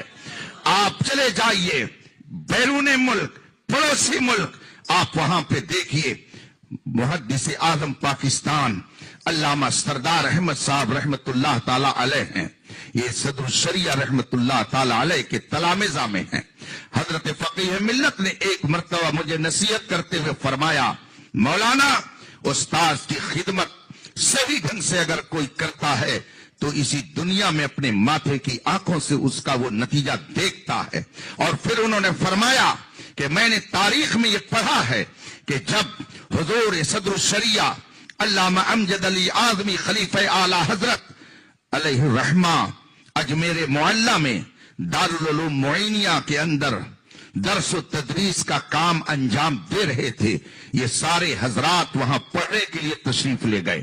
آپ ذرا سوچئے کہ وقت کا صدر الشریعہ مدرس ہے اور شاگردوں میں سامنے علامہ سید غلام جیلانی میرٹھی ہیں، حضور مجاہد ملت ہیں، حضور شمس العلماء ہیں، حضور حافظ ملت ہیں، کیسی انجمن سجی رہی ہوگی، اور اس انجمن میں صدر الشریعہ کا فیضان کس طرح سے بٹتا رہا ہوگا، ہم اور آپ سے تصور کر سکتے ہیں۔ آج شاید وہ منظر ہمیں دیکھنے کو نہ ملے۔ حضور صدر الشریعہ رحمت اللہ تعالی علیہ جب اپنی درسگاہ سے باہر نکلتے تو حافظ ملت تیزی سے بڑھتے حضور صدر الشریعہ کے نالین مبارک کو صحیح کرنے کے لیے، اور ادھر سے حضرت علامہ سردار احمد صاحب علیہ الرحمہ بڑھتے، اور دونوں میں کبھی کبھی نوک جھوک ہو جاتی، وہ چاہتے میں جلدی جوتی سیدھی کر دوں، وہ چاہتے میں جلدی جوتی سیدھی کر دوں، دونوں میں کبھی کبھی نوک جھوک ہو جاتی۔ حضور فقیہ ملت اس واقعے کو بیان کرنے کے بعد مجھ سے فرمانے لگے کہ مولانا استاذ کی خدمت کا نتیجہ دیکھیے کہ دونوں نے اپنے استاذ کی جوتی سیدھی کرنے کے لیے اتنی کوشش کی تو استاذ کی نگاہ کرم نے ایک کو محدث اعظم پاکستان بنا دیا اور ایک کو حافظ ملت بنا دیا۔ نہ پاکستان میں محدث اعظم کا کوئی جواب، نہ ہندوستان میں حافظ ملت کے تعمیری کارناموں کا کوئی جواب۔ حضور حافظ ملت نے الجامعۃ الاشرفیہ مبارک پور قائم کر کے ہزار کی تعداد میں ایسے علماء تیار کر دیے جنہوں نے بر صغیر میں امام احمد رضا کے افکار و نظریات کو پھیلانے کے لیے اپنی کمر ہمت کو کس لیا، تو کوئی باطل ان سے آنکھ ملانے کی جرات نہیں کر پا رہا ہے۔ میں الحمدللہ امام العلماء حضور مفتی شبیر حسن رضوی رحمت اللہ تعالی علیہ کا چہیتا شاگرد ہوں، یہ فخر سے کہتا ہوں۔ الحمدللہ 5 سے 6 سال تک میں نے ان کی جوتیاں سیدھی کی ہیں، اور جب میں بیٹھتا تو پرانی باتیں میں کریت کر کے ان سے پوچھا کرتا تھا۔ ایک موقع پر میں نے پوچھا، حضرت آپ نے بخاری شریف کا امتحان کس کو دیا تھا اور آپ کو کتنا نمبر ملا تھا؟ تو حضرت نے فرمایا کہ بخاری شریف پڑھانے والے حضور حافظ ملت تھے، ہم نے بخاری شریف حضور حافظ ملت سے پڑھی، اور اس موقع پر اپنی جماعت کے کچھ علماء نے کہا کہ شاید معیار تعلیم حافظ ملت کے ہاں کچھ کم ہو گیا، تو ایک بڑے عالم کو امتحان کے لیے بلایا گیا، ممتحن کی حیثیت سے بڑے عالم آئے، ہمارے استاد گرامی امام العلماء حضور مفتی شبیر حسن رضوی رحمت اللہ تعالی علیہ نے ہم سے خود فرمایا کہ نمبر 1 پر میں تھا، امتحان دینے کے لیے گیا اور پہلے حضور حافظ ملت سے میں نے جا کر دعا لی اور میں نے عرض کی حضور بخاری شریف لے کر امتحان دینے جا رہا ہوں۔ حضرت نے دعائیں دی اور اس کے بعد میں فرمایا جاؤ۔ میں پہنچا امتحان دینے کے لیے اور پہلی حدیث شریف پڑھنے کے لیے مجھ سے ممتحن گرامی نے فرمایا، میں نے حدیث شریف پڑھ دی، فوراً انہوں نے مجھ سے سوال کیا کہ بخاری شریف میں بسم اللہ تو لکھی گئی ہے مگر حمد باری کا اس میں تذکرہ نہیں ہے، آخر امام بخاری نے بسم اللہ لکھا مگر الحمدللہ حمد باری سے اپنی کتاب کو انہوں نے کیوں نہیں شروع کیا؟ میرے استاد گرامی نے فرمایا حافظ ملت نے الحمدللہ جو دعا دے کر مجھے بھیجی تھی اور حافظ ملت نے جس دل جمعی اور لگن کے ساتھ ہم لوگوں کو پڑھایا تھا، ہمیں اس پر اعتماد تھا. اس لیے جو ہی ممتحن نے مجھ سے پوچھا کہ آخر امام بخاری نے بسم اللہ تو لکھی مگر حمد باری سے بخاری شریف کو کیوں نہیں شروع کیا, میں نے بلا جھجک کہا الحمدللہ میرے پاس اس کے 11 جوابات ہیں. کتنے جواب آپ کو دوں, کون جواب آپ کو دوں؟ اتنا جو میں نے کہا ممتحن گرامی نے فرمایا بس سمجھ میں آ گیا کہ مولانا عبدالعزیز نے بہت اعتماد سے پڑھایا ہے. اس کا مطلب ہے کہ حافظ ملت اپنے تلامذہ کو خود اعتمادی کا جو درس دیتے تھے اس کے اثرات بر صغیر پر آپ اپنے ماتھے کی آنکھوں سے دیکھ سکتے ہیں.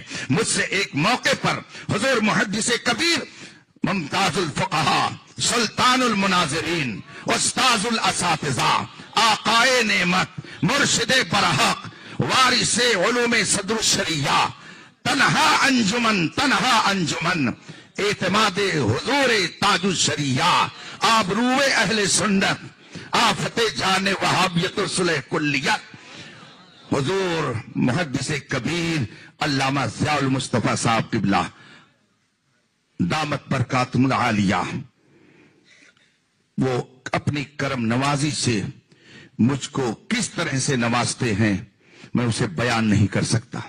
جمعہ کا دن تھا, میں اپنے گھر خلیل آباد سے جمدہ شاہی کے لیے مغرب کی نماز پڑھ کے روانہ ہوا. اتنے میں حضرت کا فون آ گیا. میں نے کہا حضور دعا فرمائیں. کہا کیا ہوا؟ میں نے کہا کچھ گھریلو کام کے لیے بھی اگر میں جمعہ کو آتا ہوں تو اتنی کثرت سے بھیڑ گھر پر ہوتی ہے کہ اپنا کام نہیں کر ملتا ہے. نہ جانے کیسے کیسے مسائل لوگ لے کر آتے ہیں. کہا کیا ہوا؟ میں نے کہا آج جمعہ کو میں اپنے گھر پہ تھا, صبح سے شام تک کم از کم 100 لوگ ملاقات کرنے کے لیے اور مسائل لے کر آئے تو طبیعت میں بالکل الجھن سی آ گئی ہے. حضور دعا فرمائیں.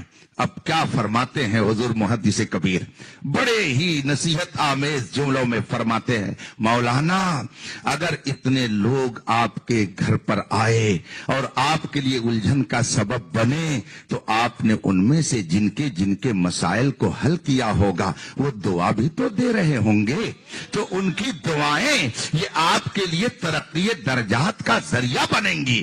اور امت کے اور قوم کے مسائل اگر علماء نہیں حل کریں گے تو کون حل کرے گا؟ اب ان کا دریائے کرم جوش میں آتا ہے. تقریباً پون گھنٹہ وہ فون پر حضور حافظ ملت کے کارنامے اور ان کے اخلاق پاکیزہ کا درس دینے لگے. فرماتے ہیں کہ میں اپنے زمانے طالب علم میں متعدد بار حافظ ملت کو ایسے ماحول میں جاتے ہوئے دیکھا کہ آج کوئی جلدی تیار نہیں ہو سکتا ہے. ہم نے کہا حضور ارشاد فرمائیں. فرمانے لگے کہ ایک موقع پر رات کا وقت تھا, تقریباً 1 بج رہے تھے. اس زمانے میں ٹیوب لائٹ کا کوئی تصور بھی نہیں تھا, یہ اس زمانے کی بات ہے. رات میں 1 بجے کے قریب ایک صاحب آئے, حافظ ملت کی کنڈی کھٹکھٹائی, دروازہ حضور حافظ ملت نے کھولا اور اس کے بعد میں لالٹین جلانے کے لیے مجھے حکم دیا. میں بغل کے کمرے میں رہتا تھا. حضرت جب بھی مجھے خدمت کے لیے پکارتے میں فوراً حاضر ہوتا. بغل کے روم میں میرا قیام رہتا. حضرت نے آواز دی, میں اٹھا. حضرت نے فرمایا لالٹین جلاؤ. میں نے لالٹین جلائی. اب وہ آدمی جو آیا رات میں 1 بجے, حضرت نے پوچھا کیسے آنا ہوا؟ کہا نوادہ قبرستان میں حضرت ایک نماز جنازہ پڑھانی ہے اور آپ کو اس وقت چلنا پڑے گا. حضور حافظ ملت نے فرمایا اچھا اسی وقت؟ کہا ہاں. کہا ٹھیک ہے چلیے میں آتا ہوں. رات میں 1 بجے اس آدمی نے نماز جنازہ کے لیے جب کہا, ہلکی بارش ہو رہی تھی. حافظ ملت نے مجھ سے فرمایا تیار ہو جاؤ. اسی حالت میں تیار ہوئے, لالٹین میرے ہاتھ میں, اور مفتی اسلم صاحب پڑھ چکے ہیں. یہ پرانا جو اشرفیہ مصباح العلوم ہے وہاں سے نوادہ جو تقریباً 1.5 کلومیٹر کی دوری پر وہاں کا قبرستان ہوگا. رات میں حضور حافظ ملت چل پڑے کہ ایک مسلمان نے آ کر کے نماز جنازہ پڑھانے کی اگر گزارش کی ہے تو اب اس کا دل دکھایا نہ جائے. یہ نہ کہا جائے کہ یہ آرام کا وقت ہے, اسی محلے میں کسی کو بلا کر کے نماز جنازہ پڑھوا لی ہوتی. یہاں کیوں آ گئے؟ حافظ ملت نے یہ نہیں فرمایا. تیار ہوئے, ساتھ میں پیچھے میں چلا اور پھر ہم پہنچے قبرستان. نماز جنازہ حضور حافظ ملت نے پڑھائی اور وہاں سے اجازت لے کر دعا وغیرہ کرنے करने के बाद जब वापस हुए तो तकरीबन 3:30 बज चुके थे। अब हुजूर हाफिज मिल्लत ने रास्ते में जो कपड़ों पर कीचड़ लगी हुई थी उसको खुद ही धुला और धुल करके बाकायदा वुजू करके फारिग हुए और तहज्जुद की नमाज के लिए खड़े हो गए। मुसल्ले पर बैठे रहे, फजर की नमाज हो गई। फजर की नमाज के बाद अब आपने दीगर जरूरियात जिंदगी के कामों में लग करके उससे में मसरूफ होकर आपने जब फरागत पाई तो अब दारुल उलूम में पढ़ाने के लिए चल पड़े। ये वाकया हजरत ने मुझसे बयान करने के बाद फरमाया, मौलाना हमारे बुजुर्गों का ये तरीका था कि अगर कौम की कोई जरूरत पड़ती थी तो रात के 1 बजे भी वो उनकी जरूरतों के लिए निकल पड़ते थे। हुजूर हाफिज मिल्लत की यही वो अदा थी जिसकी बुनियाद पर मुबारकपुर का हर बच्चा हुजूर हाफिज मिल्लत पर अपनी जान को कुर्बान करने में फख्र महसूस करता था। हुजूर हाफिज मिल्लत का जिक्र जमील करते हुए हुजूर मुहद्दिस कबीर ने मुझसे फिर आगे फरमाया, मेरी तसल्ली के लिए, और ये वाकयात इसलिए बयान किए ताकि आगे के लिए लोगों को तैयार किया जाए कि बुजुर्गों की अमानतें अगर लेकर के आगे बढ़ना है तो उनके नक्शे कदम पर चलना है। हुजूर आला हजरत ने इसीलिए फरमाया है, तेरे गुलामों का नक्शे कदम है राह खुदा, वो क्या बहक सके जो ये सुराग लेके चले। हुजूर हाफिज मिल्लत का जिक्र करते करते मुहद्दिस कबीर ने फरमाया कि एक दिन मैं हुजूर हाफिज मिल्लत के पास बैठा हुआ था और आपकी अलालत का दौर चल रहा था, आखिरी दौर था, आपके इंतकाल से कुछ महीने पहले की बात है। हुजूर मुहद्दिस कबीर दामाजिल्लुल आली ने फरमाया कि हजरत सख्त अलील थे, बुखार ज़दा थे। इतने में एक आदमी आया और उसने कहा, हाफिज जी चल करके हमारे घर की बुनियाद रख दीजिए। हुजूर हाफिज मिल्लत ने कहा, अच्छा बुनियाद रखनी है? कहा हाँ। मुझे हुजूर मुहद्दिस कबीर ने फरमाया, उसकी ये बात सुन करके मुझे गुस्सा आ गया, इसलिए कि हुजूर हाफिज मिल्लत बुखार ज़दा है, तबीयत अलील है। उसने ये भी नहीं देखा कि हजरत की हालत क्या है, फौरन फरमाइश कर दी कि हुजूर हाफिज मिल्लत चल करके मेरे घर की बुनियाद रख दें। हुजूर मुहद्दिस कबीर ने फरमाया, मैंने पूछा कहाँ जाना है? कहा फला मोहल्ले में। कहा बुनियाद खुद गई है? कहा हाँ। तो अब हजरत ने फरमाया कि चलिए चलते हैं। मैंने गुफ्तगू के दरमियान कहा, हुजूर मुहद्दिस कबीर ने फरमाया, जाओ घर से एक ईंट ले आओ, हुजूर हाफिज मिल्लत दुआ कर देंगे, वो ईंट ले जा करके वही रख देना। बस हुजूर हाफिज मिल्लत का हाथ लग जाएगा, संगे बुनियाद हुजूर हाफिज मिल्लत के दस्ते करम से रख देने के लिए इतनी बरकत तुम्हारे लिए काफी है। मगर हुजूर हाफिज मिल्लत ने फरमाया, नहीं नहीं, आया है तो चलो, आया है तो इसकी दिलजोई कर ली जाए, वरना इसका दिल टूट जाएगा, इसको तकलीफ होगी। हुजूर हाफिज मिल्लत उसी बुखार की हालत में तैयार हो गए, मैं भी साथ में गया। हुजूर मुहद्दिस कबीर फरमाते हैं, जब साथ में गए तो कदे आदम तक उसने गड्ढा खोद रखा था और कहा इसी में उतर करके खोदिए, इसी में उतर करके बुनियाद रखिए। मैंने बहुत जलाल दिखाया और मैंने कहा, तुम क्या चाहते हो? हाफिज मिल्लत उस गड्ढे में उतरे, अगर तबीयत और खराब हो जाए, कोई दिक्कत हो जाए, ज़ईफ़ी का आलम है, कोई परेशानी आ जाए, फिर क्या होगा? मगर हुजूर हाफिज मिल्लत, सुबहान अल्लाह, उनको हाफिज मिल्लत का लक़ब हमारे उलमा ने ऐसे ही नहीं दिया। वो मिल्लत के मुहाफिज थे, वो मिल्लत के निगहबान थे, वो मिल्लत के पासबान थे। उन्होंने अल्हम्दुलिल्लाह रसूल पाक सल्लल्लाहु अलैहि वसल्लम की सीरत तैयबा को पढ़कर अपनी जिंदगी में जो उन्होंने उसे बसाया, तो आज उसी का इनाम मिल रहा है कि वो आराम फरमा है मुबारकपुर में, मगर उनका जिक्र जमील भिमंडी में हो रहा है। ये उनका रूहानी तसर्रुफ है कि कहाँ खोले हैं गेसू यार ने, खुशबू कहाँ तक है, जहां तक सूंघ पाए सूंघने वाले वहां तक है। हुजूर हाफिज मिल्लत तशरीफ ले गए और गड्ढे में उतर गए, जीना लगवाया और अंदर उतर गए और जाने के बाद वहां बुनियाद रखी, फिर वापस आए। जीना रखने पर बात याद आ गई, अभी 4 रोज पहले मैं कानपुर मशाइखी काल्पी कॉन्फ्रेंस में हाजिर हुआ था, हुजूर गया से मिल्लत के हुक्म पर, और जब तकरीर करके उतरने लगा, जैसे ये जीना सामने रखा हुआ लोहे का, हजरत मुफ्ती असलम साहब, ऐसे ही जीना वहां रखा हुआ था। मिलने वालों ने अकीदत में बड़ी जल्दी दिखाई, जिसको हमारी देहाती जबान में कहते हैं हलबल हलबल कर लेना। उसका नतीजा यह हुआ कि एक साहब ने जल्दबाजी में उस जीने को उठा करके मेरे पैर ही पर डाल दिया, और उसका नतीजा यह हुआ कि नाक खून अंगूठे का फौरन निकल गया, पूरा अंगूठा निकल गया। लोग पूछते हैं ये क्या है? मैं कहता हूं कानपुर वालों की मोहब्बत की निशानी है, ये मोहब्बत की निशानी है। चलिए खैर, हुजूर हाफिज मिल्लत रहमतुल्लाह ताला अलैह हदीस पाक के बिल्कुल मिस्ताक थे। मेरे आका सल्लल्लाहु अलैहि वसल्लम ने फरमाया, इन्ना मिन खयारिकुम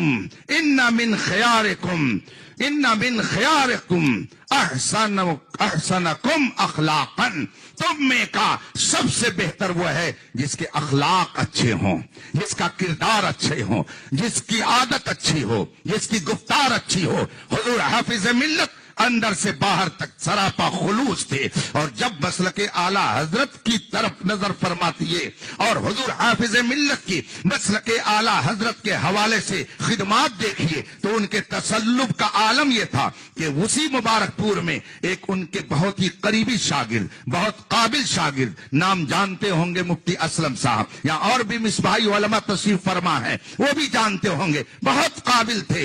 और अगर उस्तादी शागिर्दी का रिश्ता देखा जाए तो मेरे भी वो दादा उस्ताद होते हैं, इसलिए कि इमामुल उलमा हुजूर मुफ्ती शबीर हसन रहमतुल्लाह ताला अलैह ने उनसे भी कुछ किताबें वहां पर पढ़ी थी, बड़े काबिल माने जाते थे। मगर जब आला हजरत के फतावा हुसामुल हरमैन की तस्दीक की बात आई, ये फतवे की वो किताब है कि जो इसको तस्लीम करेगा वही सुन्नी सही अकीदा माना जाएगा, और जो इस फतवे को नहीं मानेगा वो अगरचे आलिम हो, अगरचे काबिल हो, अगरचे फकीह हो, अगरचे वो मुफ्ती हो, वो सब कुछ हो सकता है मगर सुन्नी सही अकीदा नहीं हो सकता है। एक मौके पर एक साहब ने कह दिया, सुन्नियत की सनद हम बांटते हैं। मेरे एक उस्ताज़े गिरामी अल्लामा वसी अहमद वसीम सिद्दीकी गोपाल गंजवी दामद जिल्लुल आली ने सुना तो मुझसे कहा, मौलाना मुझे जलाल आ गया। जब मैंने ये सुना एक साहब ने ऐसे कहा तो मैंने कहा, हजरत आपने क्या जवाब दिया? तो मेरे उस्ताज़े गिरामी ने फरमाया, मैंने बरजस्ता कहा, सुन्नियत की सनद न कोई खानकाह देती है, न कोई दरसगाह देती है, न कोई आलिम देता है, न कोई फाजिल देता है, सुन्नियत की सनद बरेली का अहमद रजा देता है। इसलिए कि जो फतावा हुसामुल हरमैन को तस्लीम करता है वही सुन्नी सही अकीदा माना जाता है, और अगर उसे नहीं तस्लीम करता है तो होगा किसी दरसगाह का शेखुल हदीस, होगा कहीं का प्रोफेसर माकुलात, होगा कहीं का जामे माकुलात व मनकुलात, होगा कहीं का अदीब शहीद, वो सब कुछ हो सकता है मगर सुन्नी सही अकीदा नहीं हो सकता है।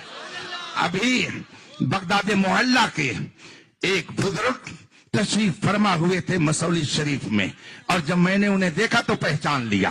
गुलदार मिल्लत दामद जिल्लुल आली ने मुझसे फरमाया कि अरबी जबान में इनका कुछ शुक्रिया अदा कर दीजिए। जब मैंने गौर से उन्हें देखा तो पहचान लिया। आज से चंद साल पहले जब मैं बगदाद मोहल्ला हाजिर हुआ था और हजरत सीदना सैयद ताइफा जुनैद बगदादी रज़ी अल्लाह ताला अन्हु के आस्ताने मुबारका पर हाजिरी का शरफ हासिल हुआ तो 3 बगदादी हाल में आते हुए मिले।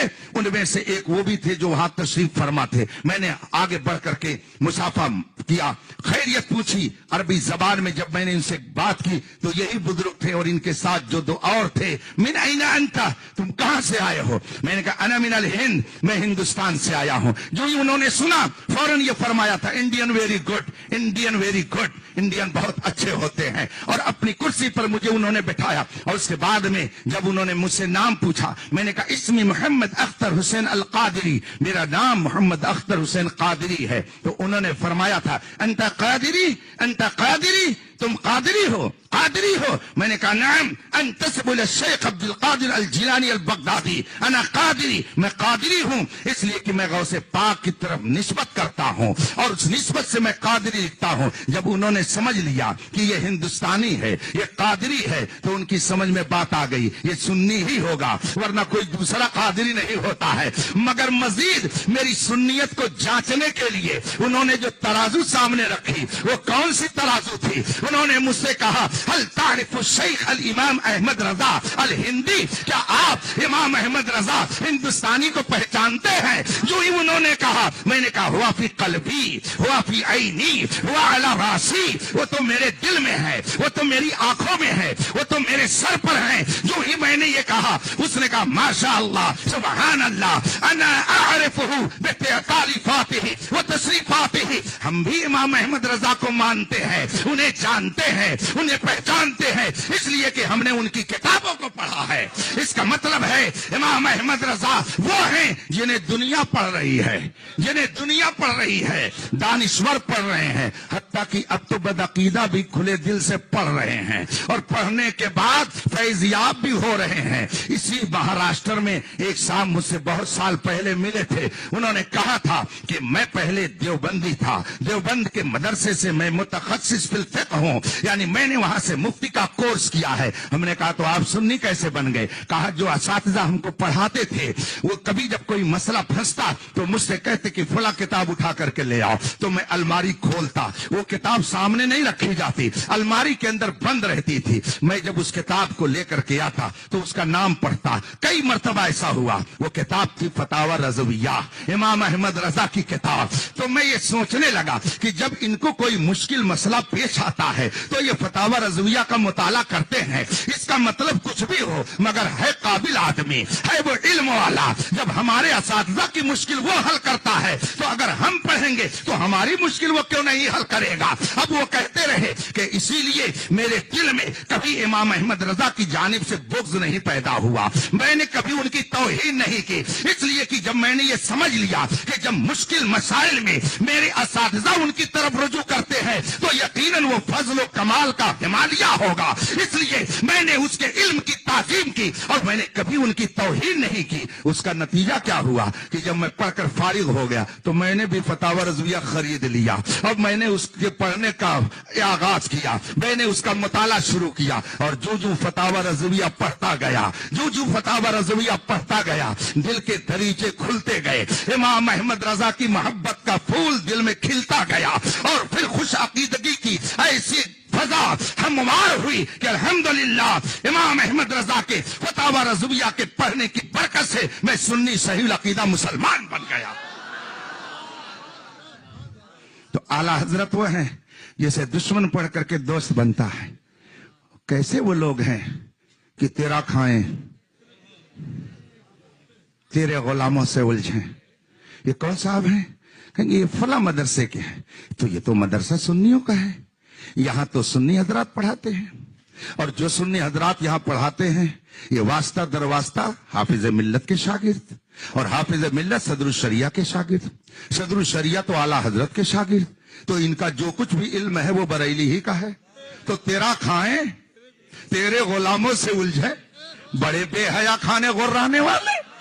मगर अभी वक्त है, मैं उनसे कहूंगा तौबे का दरवाजा, तौबा का दरवाजा बंद नहीं हुए, तौबा का दरवाजा खुला हुआ है। इसलिए हम उनसे अर्ज करेंगे कि अगर आप अपने आप को किसी इदारे का फारिग बताते हैं और वो इदारा अहले सुन्नत का इदारा है तो यकीन जानिए कि उसमें खूने जिगर इमाम अहमद रजा या उनके शागिर्द या शागिर्द के शागिर्द या शागिर्द के शागिर्द का जरूर शामिल होगा। इसलिए अगर आप बहक गए हो तो बहको नहीं, तौबा का दरवाजा भी खुला हुआ है। अभी सूरज पूरब से निकल रहा है, जब एक दिन सूरज पश्चिम से निकल जाएगा तौबा का दरवाजा बंद हो जाएगा। अभी वक्त है, इन उलमा अहले सुन्नत के दामन में हो लो, बरेली की चौखट पे चल करके बोलो मैं मुजरिम हूं आका, मुझे साथ ले लो कि रस्ते में है जा बजा। हुजूर हाफिज मिल्लत अलैहि रहमत व रिज़वान ने हुसामुल हरमैन पर दस्तखत लेने के लिए भेजा असातिज़ा के पास कि इस पे दस्तखत कीजिए, फतावा हुसामुल हरमैन पे दस्तखत कीजिए, इसलिए कि अलजामतुल अशरफिया के मंशूर इसके दस्तूर में है कि यहाँ मसलके आला हजरत के मुताबिक तालीम होगी, यहाँ उस्ताद वही रहेगा जो मसलके आला हजरत का पाबंद होगा। आप दस्तखत कीजिए। सबों ने दस्तखत कर दिया मगर एक साहब को काबिलियत का भूत ज्यादा सवार था, वह हाफिज मिल्लत के शागिर्द थे, हाफिज मिल्लत ने उन्हें पढ़ाया था मगर उन्होंने दस्तखत करने से इनकार कर दिया। वो रहने वाले मुबारकपुर ही के थे, इसलिए उनको ये नशा सवार था कि मैं तो मुबारकपुर का हूं, मेरा कौन क्या बिगाड़ सकता है, अगर मैं दस्तखत नहीं करूंगा तो मेरा कौन क्या कर लेगा। मगर जब उनको समझाया गया और कहा गया कि इस पे दस्तखत कीजिए, उन्होंने कहा मैं दस्तखत नहीं करता। हुजूर हाफिज मिल्लत ने फरमाया कि जो इस पर दस्तखत नहीं करेगा उसे अलजामतुल अशरफिया में रहने का कोई हक नहीं है। आप यहां से निकलिए, आप यहां से जाइए, آپ ہمارے مدرسے میں پڑھا نہیں سکتے ہیں. حافظ ملت نے کیوں انہیں پڑھانے سے منع کر دیا, کیوں نکال دیا؟ اس لیے کہ ان کے سامنے یہ حدیث تھی, رسول پاک صلی اللہ علیہ وسلم کے ارشادات ان کی نظروں کے سامنے تھے. مشکات شریف میں یہ حدیث علماء نے 12 پڑھی اور پڑھائی ہوگی. ان هذا العلم الدین فانظروا علم الدین خذون الدین. علم دین ہے, اس دین کو لینے سے پہلے دیکھ لو کہ کس سے لے رہے ہو, جس سے لے رہے ہو اس کو دیکھ لو. اگر تم نے کسی بدعقیدہ سے لیا تو ڈر ہے کہ تم بھی بدعقیدہ ہو جاؤ گے. کسی رافضیت زدہ سے لیا تو ڈر ہے کہ تم رافضی ہو جاؤ گے. آج ہمارے نوجوان شام کو سنی ہوتے ہیں اور صبح کو بدعقیدہ ہو جاتے ہیں. آخر وجہ کیا ہے؟ اس لیے کہ رات میں فیس بک دیکھتے ہیں, واٹس ایپ دیکھتے ہیں اور اس پہ علم غلم نتو خیرو جس کی چاہتے ہیں تقریر سنتے ہیں, اور صبح آ کر کے اپنی مسجد کے امام سے کہتے ہیں حضرت رات تو فلاں ڈاکٹر نے یہ تقریر کی, فلاں انجینئر نے یہ بتایا, فلاں صاحب نے بڑی شاندار تقریر فرمائی. چمکتا جو نظر آئے وہ سب سونا نہیں ہوتا. اگر دنیا میں رہنا ہے تو کچھ پہچان پیدا کر. ہم بار بار یہ کہتے ہیں کہ کچھ ملکوں سے جس طرح سے ہندوستانی مسلمانوں کو سیاسی اعتبار سے جوجھنا پڑ رہا ہے, اسی طرح سے مذہبی فتنے بھی بہت سارے اگل بغل سے ہندوستان میں ہندوستانی مسلمانوں کو سیاسی اعتبار سے جوجھنا پڑ رہا ہے, اسی طرح سے مذہبی فتنے بھی بہت سارے اگل بغل سے ہندوستان میں آ کر کے ہم مسلمانوں کو پریشان کیے ہوئے ہیں. انہیں فتنوں میں سے وہ فتنہ ہے جسے آپ مولائیت کہتے ہیں, جسے آپ رافضیت کہتے ہیں, جسے صلح کلیت کہتے ہیں. یہ وہ فتنے ہیں جو پڑوسی ملک سے آپ کے ملک میں آ رہے ہیں. اس لیے اگر آپ نے اپنے آپ کو بیدار نہیں رکھا تو یاد رکھیے یہ جو تم کو بلاتا ہے یہ ٹھگ ہے, مار ہی ڈالے گا, مار ہی ڈالے گا. ہائے مسافر, ہائے مسافر, دم میں نہ آنا, مت تیری متوالی ہے. اعلی حضرت نے فرمایا ہے کہ ہر بلانے والے کے پیچھے مت جاؤ. جو آ کر کے حدیث سنانے لگے اس کو محدث نہ سمجھ لو. فلاں پیج, فلاں صفحہ, فلاں جلد, فلاں ورق, ارے بڑا قابل ہے, یہ تو بالکل زبان زد ہے اس کے. حدیث نمبر فلاں, پیج نمبر فلاں, جلد نمبر فلاں, راوی اتنے. اور پتا چلا کہ اس نے شربت روح افزا کے اندر زہر گھول کر کے پلا دیا, اور یہ صبح ہوتے ہوتے بدعقیدہ ہو گیا. ہندوستان کے نہ جانے کتنے نوجوان جو کالج میں پڑھتے ہیں اپنے ایمان کو برباد کر چکے ہیں اسی چکر میں کہ ارے وہ ڈاکٹر ہے, وہ تو ٹی وی پر آتا ہے. یہ ہمارا نوجوان سمجھتا ہے کہ جو ٹی وی پہ آ جائے وہ بہت بڑا عالم ہوتا ہے, بڑا قابل ہوتا ہے, بہت مشہور ہوتا ہے. مشہور ہونے سے تو انکار نہیں, لیکن قابل ہونے میں ہمیں تعامل ہے, سوچنا پڑے گا کہ جو ٹی وی پہ آ جائے وہ بڑا قابل ہوتا ہے. یہ آپ کا معیار ہوگا, یہ ہم لوگوں کا معیار نہیں ہے. ہم لوگوں کا معیار یہ نہیں ہے, بلکہ ہم لوگوں کا معیار یہ ہے کہ یہ حافظ ملت صدر الشریعہ اعلی حضرت کے مشن پر ہے کہ نہیں ہے. جو ان کے مشن پر ہوتا ہے ہمارے نزدیک وہ قابل احترام ہوتا ہے. جو امام احمد رضا کے افکار و نظریات کو اپنے طلبہ کے درمیان رکھتا ہے اس کی قابلیت ہمارے نزدیک قابل قدر ہوتی ہے. حضور حافظ ملت نے کان پکڑ کر کے ان کو باہر نکال دیا, اس لیے کہ جانتے تھے اگر استاذ خراب ہوگا تو تنہا خراب نہیں ہوگا, ہم تو ڈوبے ہیں صنم, تم کو بھی لے ڈوبیں گے. خود بھی کیسے نہ جانے کیسے کیسے لوگوں کو پیدا کرتے رہیں گے, پھر پتا چلا پورا معاشرہ خراب ہو جائے گا. اسی لیے حافظ ملت نے ان کو نکال کر کے باہر کر دیا. اور ایک موقع پر کسی نے دھوکہ دھڑی کی اور حضور حافظ ملت سے جا کر کے اس نے کہا حضور میرے یہاں بارات آئی ہے, چلیے نکاح پڑھا دیجئے. حضور حافظ ملت نے فرمایا ٹھیک ہے چلتا ہوں. اب اس کے بعد جب تشریف لے گئے نکاح پڑھا دیا, اور جب وہاں سے واپس آئے ابھی کچھ ہی دور پہنچے تھے, حضور حافظ ملت کے کسی معتقد نے آ کر کے کان میں کہا حضور وہ جو نکاح آپ نے پڑھایا ہے وہ بارات جو آئی تھی وہ ایک بدعقیدہ کے ہاں سے آئی تھی, وہابی کی بارات تھی, اس نے دھوکہ دے کر کے آپ کے ساتھ نکاح پڑھوا دیا. حافظ ملت جلال میں آ گئے, فوراً الٹے قدم واپس آئے, اور بارات میں ابھی دولہا بیٹھا تھا, باراتی بھی بیٹھے تھے, اسٹیج لگا ہوا تھا. حضور حافظ ملت نے کھڑے ہو کر کے وہیں کہا یہ نکاح نہیں ہوا, نہیں ہوا, نہیں ہوا. अगरचे अब्दुल अजीज ने पढ़ाया है, ये फरमाया और वहां से चले गए। इसका मतलब है कि अगर मकरो फरेब से कौम किसी आलिम को फंसा दे तो आलिम जब सच्ची बात से आगाह हो जाए, हुजूर हाफिज मिल्लत का किरदार यह है कि फौरन सच्चाई को वाज़े कर दे, ये न देखे कि कौन खुश होगा कौन नाराज होगा। हमें करनी है शाह बता की रिजा जोई, वो अपने हो गए तो रहमत परवरदिगार अपनी। अल्लाह तबारक व तआला हम सबको हुजूर हाफिज मिल्लत के फैज़ बरक़ात से माला माल फरमाए। उन्होंने जिंदगी भर आला हजरत के मिशन को आम किया, उसी पर आप भी रहें और मसल के आला हजरत का गुण गाते रहें।